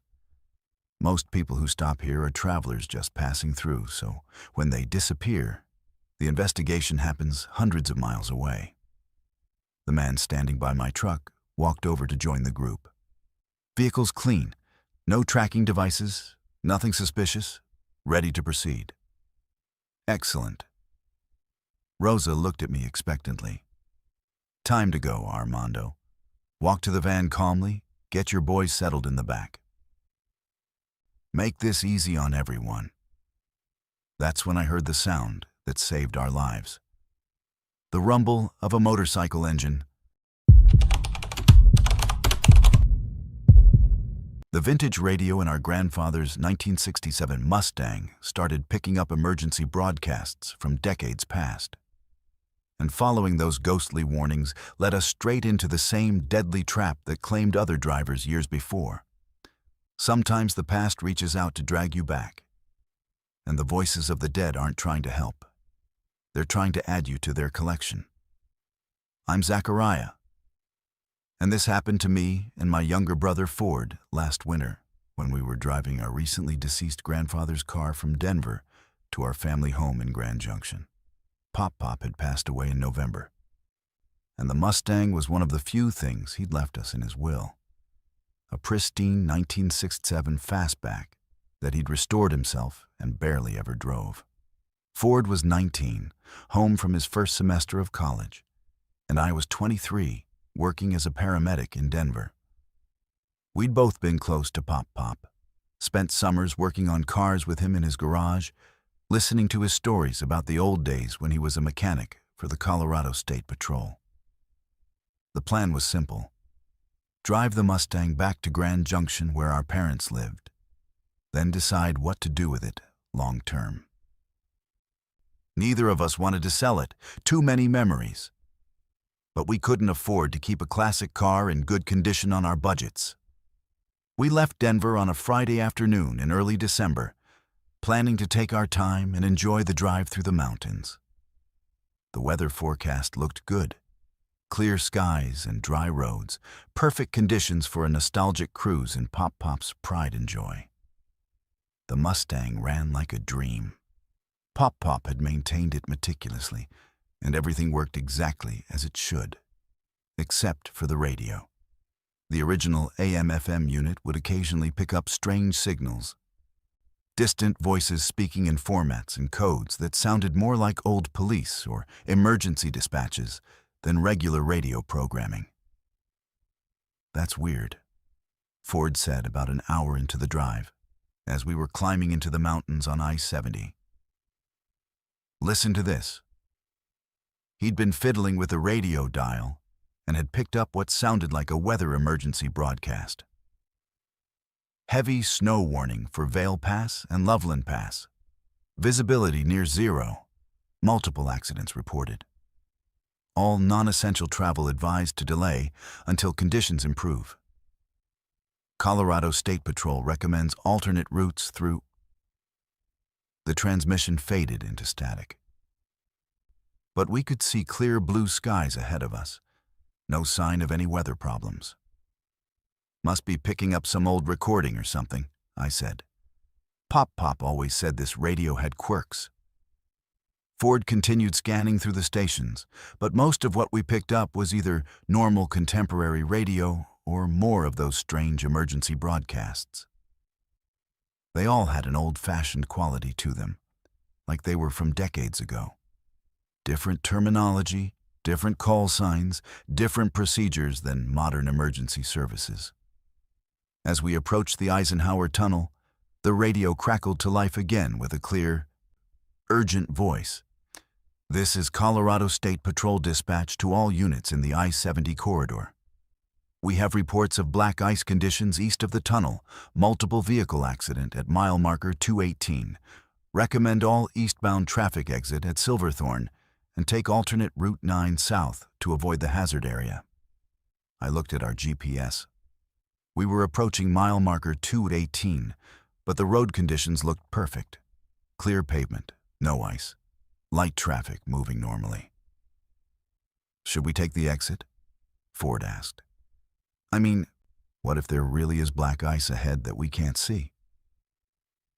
Pop always said to trust your instruments over your eyes when driving, I replied.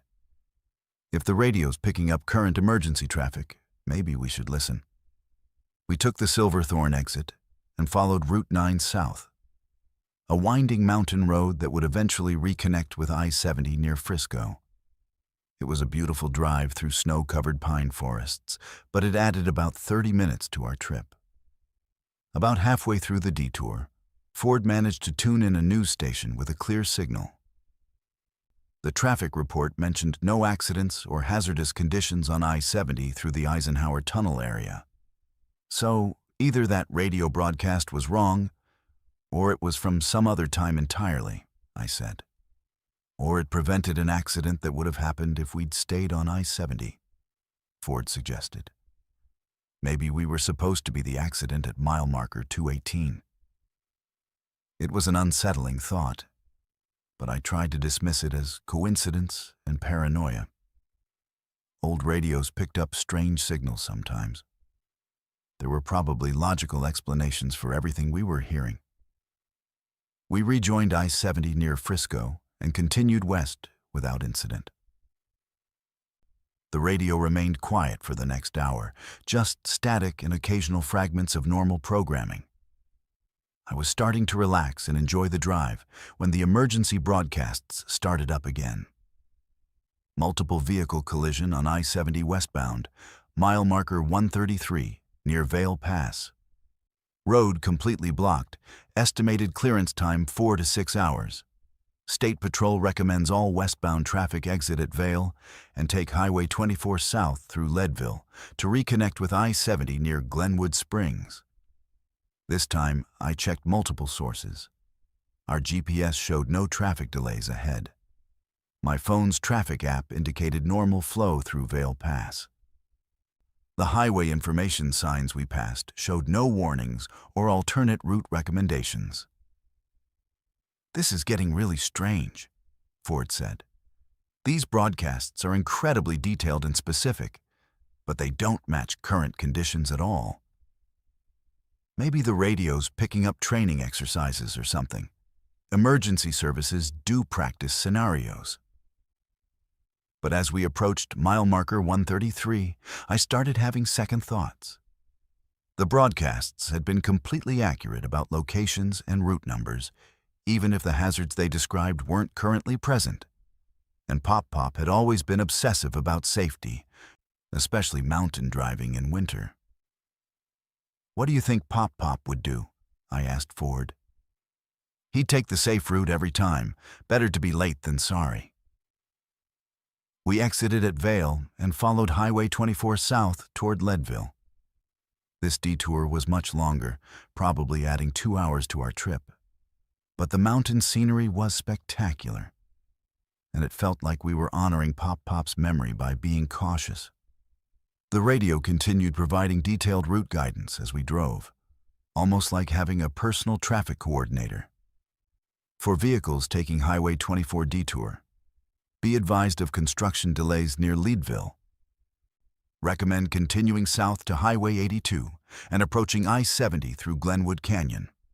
We followed those directions, winding through some of the most beautiful mountain roads in Colorado. Ford started keeping a log of all the radio instructions, noting the times, locations, and recommended routes. "Look at this pattern," he said as we stopped for gas in Glenwood Springs. "Every single broadcast has directed us away from major highways and onto back roads. We've been detoured around I-70 3 different times now." He was right. What should have been a 4-hour drive on interstate highways had turned into an 8-hour journey through remote mountain passes and small mining towns. "And look at the timestamps I wrote down," Ford continued. "These broadcasts aren't random. They're perfectly timed to catch us just before we reach each location they're warning us about." A chill ran down my spine that had nothing to do with the mountain air. "You think something's been guiding us?" "I think Pop's radio knows something we don't." We got back on I-70 for the final stretch to Grand Junction, but within 20 minutes, the radio crackled to life again. "Emergency vehicles responding to fatal accident, I-70 westbound mile marker 87, Glenwood Canyon. Road closure expected until morning. All traffic advised to exit at Rifle and take Highway 13 north to I-80, then west to connect with I-84 toward Utah. This route would take us hundreds of miles out of our way, through Wyoming and back down into Utah. It would turn our day trip into a 2-day odyssey. "That's insane," I said. "We're only 30 miles from home." But Ford was already pulling up news websites on his phone. "Zachariah, look at this. There was a fatal accident at mile marker 87 in Glenwood Canyon. But it wasn't today." He showed me the screen. The article was from December 15th, 1987. Exactly 35 years ago to the day. A 2-car head-on collision during a blizzard had killed 4 people and closed I-70 for 18 hours. That's impossible. The radio can't be picking up broadcasts from 1987. Can't it? Pop bought this car in 1967. He installed this radio himself, used original parts, kept everything authentic. What if it's somehow tuned to the same frequencies that were used back then? I pulled over at the next rest area, and Ford continued researching on his phone. Every single emergency broadcast we'd heard corresponded to actual accidents and road closures, but all from decades in the past. The black ice warning near Eisenhower Tunnel, January 12th, 1978. The Vail Pass collision, March 8th, 1983. The construction delays near Leadville, summer of 1974. "The radio's not predicting current hazards," Ford said quietly. "It's replaying old emergencies. But it's replaying them as if they're happening now, on the exact anniversary dates. So we've been following ghost instructions all day, driving routes to avoid accidents that happened before we were born." "But here's the really scary part," Ford continued, scrolling through more search results. "Look at this pattern of accidents along I-70. Multiple fatal collisions, all involving young men driving classic cars, all happening on December 15th in different years." He showed me the headlines. 2 brothers die in I-70 crash, 1995. Father and son killed near Glenwood Canyon, 2003. College student's fatal accident, vintage Mustang, 2011. "Every 8 years, I whispered. "It's 2019. We're right on schedule." That's when we realized the radio hadn't been protecting us from danger. It had been herding us toward it. They stood perfectly still at the tree line, mile after mile, never moving, never blinking, always watching my motorcycle cut through the Maine wilderness at midnight. What I thought was my imagination playing tricks became a coordinated hunt when I realized they were communicating with each other, closing in every time I wasn't looking directly at them. Name's Soren, and I've been riding motorcycles for 15 years, done cross-country trips through every state except Alaska. I'm comfortable on back roads, comfortable with solitude, comfortable with the kind of night riding that most people won't attempt. But what happened to me on Route 9 through Washington County, Maine, changed everything I thought I knew about being alone on the road. This was supposed to be the final leg of my coast-to-coast journey. Bar Harbor to Seattle, taking the scenic route through places most tourists never see. I'd been on the road for 3 weeks, camping when the weather was good, staying in cheap motels when it wasn't, just me and my 2018 Harley-Davidson Road Glide putting miles behind us. Maine in September is beautiful, but unpredictable. Days can be warm and sunny, nights can drop into the 40s with fog rolling in from the Atlantic. I'd planned to reach Bar Harbor by evening, but a mechanical issue in Calais had cost me half a day. And by the time I got back on the road, it was already past 10 p.m. Route 9 between Calais and Bar Harbor is about as isolated as highways get in the eastern United States. 90 miles of 2-lane blacktop through dense forest, with maybe a dozen small towns and not much else. Perfect for night riding if you don't mind being alone with your thoughts and the sound of your engine. The first hour was exactly what I expected. Empty road, towering pines on both sides, occasional glimpses of lakes reflecting moonlight. My headlight cut a bright tunnel through the darkness, and I settled into that meditative state that long-distance riders know well. That's when I started noticing the figures. At first, I thought they were just trees or rocks at the forest edge, the kind of shapes that your brain interprets as human when you're tired and riding through unfamiliar territory. But as I passed mile marker 67, I saw one clearly in my peripheral vision. A tall, thin silhouette, standing motionless about 20 feet back from the road. I slowed down and looked back, but saw nothing except trees and darkness. 5 miles later, another figure. This time on the opposite side of the road, same general size and shape, standing in the same watchful pose. Again, when I stopped and looked directly at the spot, nothing was there. By mile marker 55, I was seeing them regularly.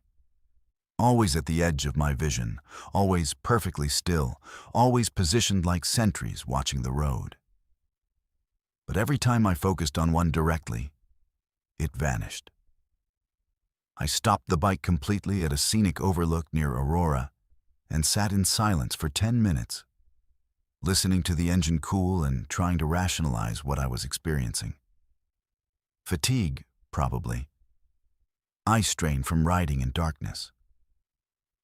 The brain's tendency to create patterns and see familiar shapes in random visual data. But when I started riding again, the watchers were still there. And now I was paying closer attention to details. They were all approximately the same height, maybe 6.5 feet tall. They all stood in identical poses, arms at their sides, facing the road. And they all appeared at regular intervals, roughly every half mile, alternating between the left and right sides of the highway. Most unsettling of all, they seemed to be tracking my movement. As I approached each position, the figure would be facing forward. As I passed, I could sense it turning to follow my progress, though I never caught one actually moving. Around Cherryfield, about 30 miles from Bar Harbor, something changed. Instead of solitary figures, I started seeing pairs. 2 watchers on the left side of the road, 2 on the right, all maintaining their vigil at the forest edge. I tried taking photos with my phone at the next stop, but the camera flash illuminated nothing except trees and undergrowth. Whatever I was seeing either wasn't physically there or didn't show up in photographs. Then I noticed something that made my hands shake on the handlebars. The watchers were getting closer to the road. What had started as figures 20 feet back in the forest had progressed to 10 feet, then 5 feet. By the time I reached Deblois, they were standing right at the tree line, close enough that I should have been able to see them clearly in my headlight beam, but I couldn't. They remained visible only in my peripheral vision, vanishing the instant I looked directly at them. I started testing this phenomenon systematically. I'd spot a watcher ahead, focus on maintaining awareness of it while looking slightly to one side, then quickly turn my head to look directly at it. Every single time. The figure disappeared the moment my direct gaze reached its position. Near Columbia, I tried a different approach. Instead of looking directly at the watchers, I pulled out my phone and used its camera as a mirror, holding it so I could see behind me while continuing to ride forward. What I saw in that small screen made me nearly lose control of the motorcycle. There were dozens of them following me, a silent procession of tall figures walking down the center of the road in single file, maintaining perfect formation about 50 yards behind my bike. They moved with an odd, gliding gait that didn't quite look human. Covering ground faster than should have been possible on foot, I accelerated, pushing my Harley up to 80 miles per hour on the winding forest road. When I checked the phone screen again, the followers had not only kept pace, they'd closed the distance. That's when I understood that this wasn't some hallucination brought on by fatigue or isolation. These things whatever they were real, coordinated, and hunting me. I reached for my phone to call 911, but there was no cell signal. Not surprising in rural Maine, but frustrating when you desperately need help. The nearest town, according to my GPS, was Columbia Falls, still 15 miles ahead. The watchers at the forest edge were now standing in groups of 3 and 4, positioned every quarter mile instead of every half mile. And they were no longer content to simply watch. As I passed each group, they would step onto the road behind me, joining the growing procession that followed my bike. Using the phone as a mirror had become impossible because there were too many of them to count. The entire road behind me was filled with tall, silent figures moving in perfect synchronization, like some nightmarish parade that stretched back into the darkness. I was running out of road. Bar Harbor was still 25 miles away, my fuel was getting low, and the watchers were closing in from all sides. Ahead of me, I could see more figures emerging from the forest to block the highway. That's when my engine started sputtering. The Harley had been running perfectly for 3 weeks and 1,500 miles, but now it was losing power, coughing and hesitating like it was running out of gas. But the fuel gauge showed a quarter tank remaining. I managed to coast to a small gravel pullout near what looked like an abandoned logging road. The engine died completely as I came to a stop, and suddenly the forest around me was absolutely silent. No wind, no insect sounds, no rustling of leaves, just perfect, oppressive quiet. I tried restarting the bike. The starter motor turned over, but the engine wouldn't catch. I tried again and again, growing more desperate with each failed attempt. That's when I heard the footsteps, not the normal sounds of people walking on pavement, but something else. A soft, sliding shuffle, like feet that didn't quite touch the ground. The sound was coming from all around me, from the road behind, from the forest on both sides, from the logging trail ahead. I grabbed my phone and turned on its flashlight, sweeping the beam around the pullout. Nothing, just gravel and weeds and the dark mouth of the logging road. But when I turned off the light, they were there. Dozens of tall figures standing in a perfect circle around my disabled motorcycle, close enough that I could have reached out and touched them. They were completely motionless, arms at their sides, faces turned toward me. I couldn't make out any details of their appearance. They seemed to absorb light rather than reflect it, like shadows given form and substance. But I could feel their attention focused on me with an intensity that was almost physical. I tried the motorcycle again. This time the engine caught, roared to life, and I didn't waste a second. I dropped the clutch and shot forward, straight at the gap between 2 watchers blocking the logging road. As I passed between them, I felt something brush against my jacket. Not quite solid, but definitely there. Cold air that moved like fingers, trying to grab hold of me as I accelerated into the darkness. The logging road was rough and narrow, barely wide enough for my bike, with branches scraping against my helmet and shoulders.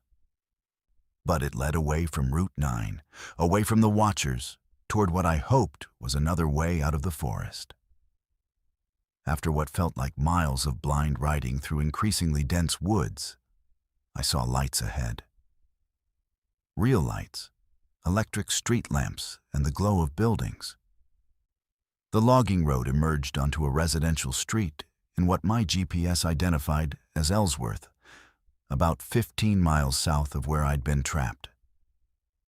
I didn't stop until I reached the first all-night diner I could find, where I sat shaking over coffee until sunrise, trying to process what had happened.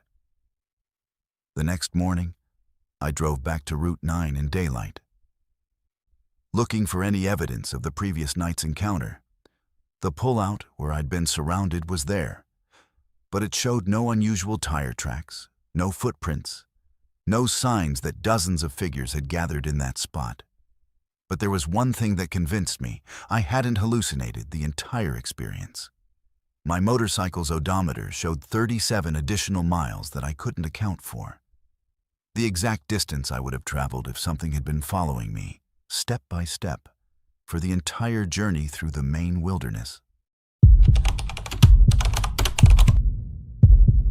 The GPS coordinates for the massive highway accident led me deeper into an abandoned mining town where no accident had occurred, and I slowly realized I wasn't there to save anyone. I was there to become the next victim.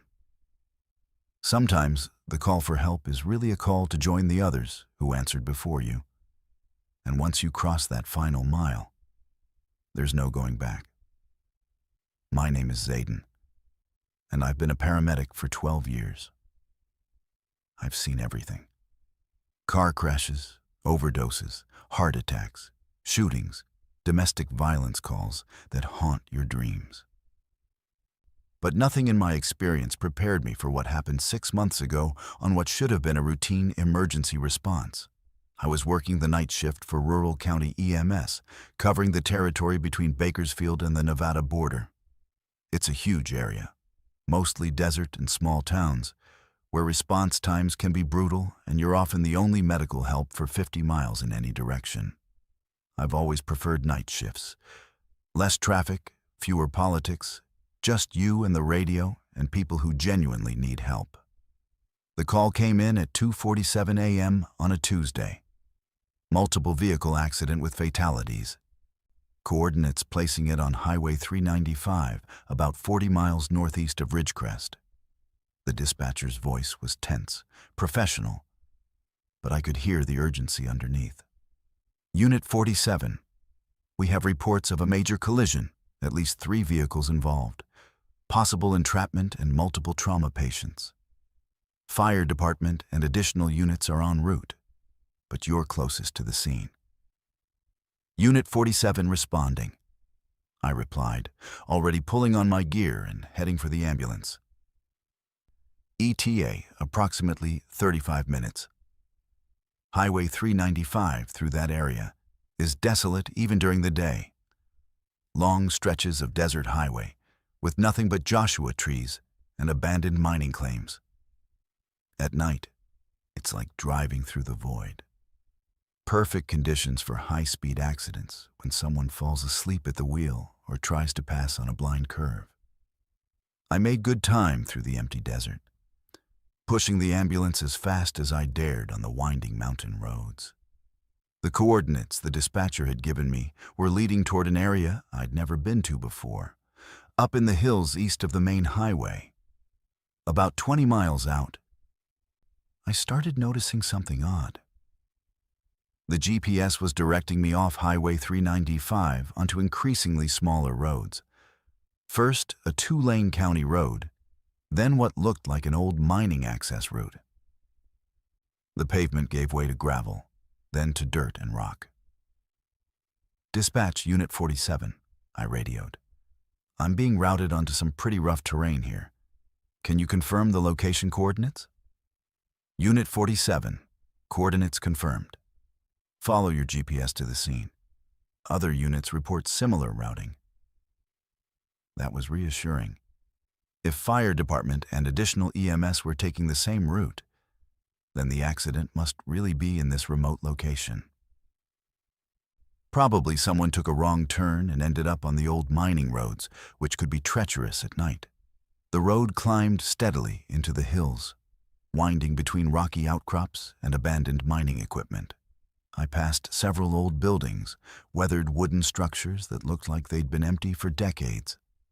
Ghost town stuff, the kind of place that had probably thrived during the gold rush and been forgotten ever since. My GPS indicated I was getting close to the coordinates, but I wasn't seeing any signs of an accident. No flashing lights, no fire trucks, no other emergency vehicles. Just empty road disappearing into darkness. Dispatch, Unit 47. I'm at the GPS coordinates, but I don't see any accident scene. No other emergency units visible. Static. Then, Unit 47. You should be able to see the scene from your current position. 3 vehicles, significant damage. Fire department already on scene. I stopped the ambulance and got out, scanning the area with my flashlight. Nothing. No vehicles, no accident debris, no emergency lights. Just an empty dirt road, surrounded by desert scrub and the ruins of old mining buildings. Dispatch, I'm not seeing anything here. Are you sure about these coordinates? Unit 47, we show you directly on top of the accident scene. Can you see the overturned semi-truck? There was no semi-truck. There was nothing except me, my ambulance, and a ghost town that looked like it had been abandoned since the 1940s. I walked around the area for 10 minutes, checking every direction, looking for any sign of fresh tire tracks or vehicle debris. The only tracks I found were from my own ambulance and what looked like several other emergency vehicles. Deep tire prints in the dirt that suggested fire trucks and additional ambulances had been here recently. But where were they now? And where was the accident they'd supposedly responded to? Dispatch, Unit 47. I need clarification on this call. I'm at the coordinates you provided. I can see tire tracks from other emergency vehicles, but there's no accident scene and no other units present. Long pause. Then a different voice came on the radio. Older, male, with an odd accent I couldn't place. Unit 47, this is command.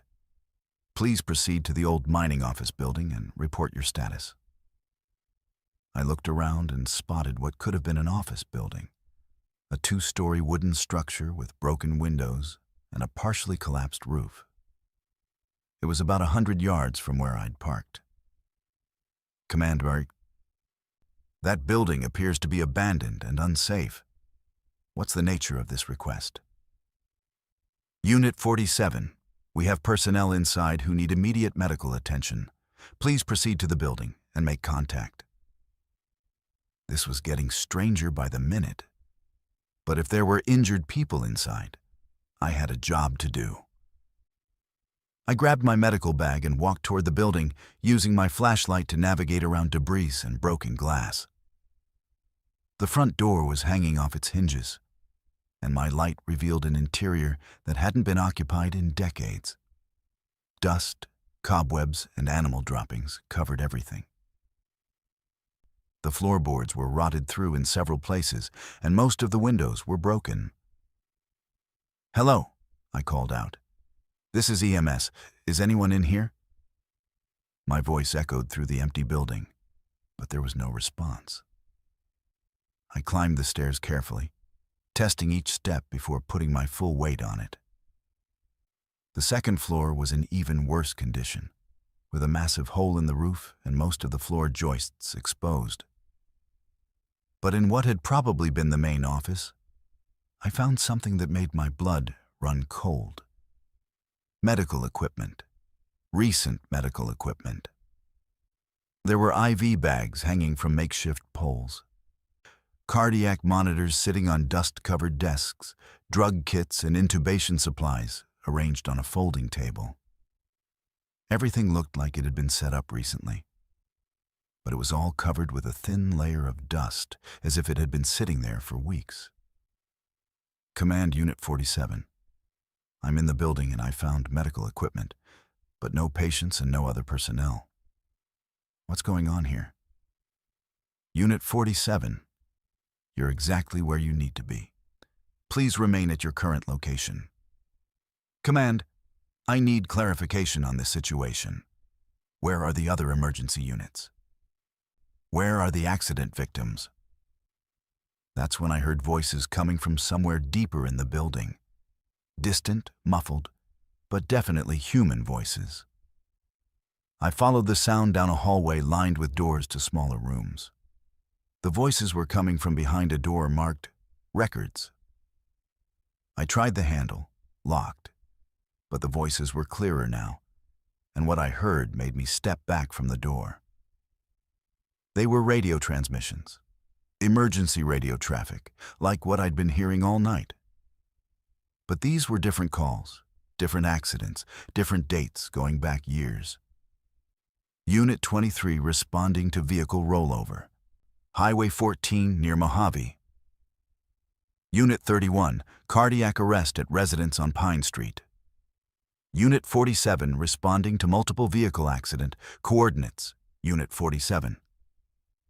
That was my unit number. But the voice wasn't mine, and the date stamp was from 3 years ago. I tried the door handle again, and this time it opened. Inside was a room full of radio equipment. Multiple base stations, recording devices, computers showing maps and GPS coordinates. And sitting at the main console was a figure in an EMT uniform. He turned around when I entered, and I saw my own face looking back at me. "You're early," he said calmly. "Most responders take longer to find this place." I stumbled backward, but the door had closed behind me and wouldn't open. "Who are you?" I managed to ask. "I'm you, Zayden. From 3 years ago. The first time you responded to this call." He gestured to the radio equipment.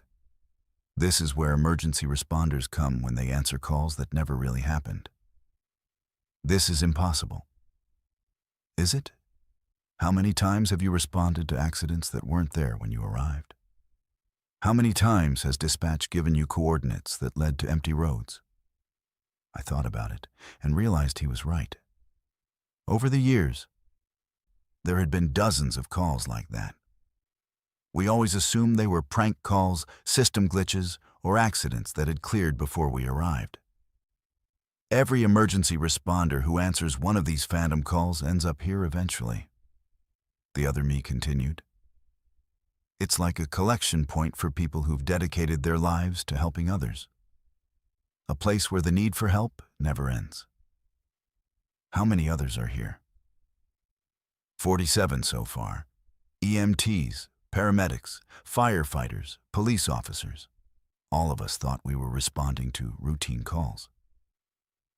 All of us found this place instead. I looked around the room more carefully and saw them. Other figures in emergency services uniforms, sitting at various stations, monitoring radios, dispatching phantom calls to their living counterparts. What happens to the real me, the one working tonight? He keeps working, keeps responding to calls, keeps helping people. But part of him is here now, making sure the system keeps running. And if I refuse? The other me smiled sadly. There's no refusing, Zayden. You're already here. You became part of this the moment you answered that first phantom call 3 years ago. Everything since then has just been the process of bringing you home.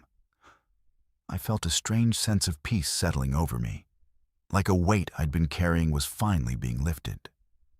All those nights of stress, of being the only help available in impossible situations, of carrying the responsibility for other people's lives. It was over.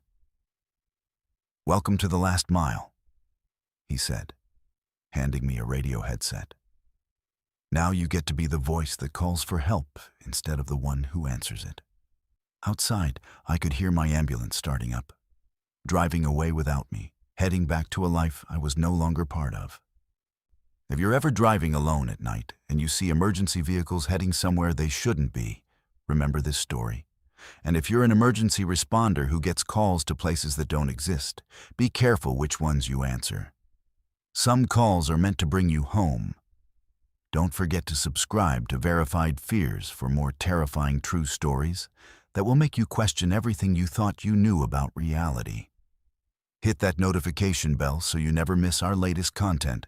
And remember, the most frightening stories are often the ones that could happen to anyone.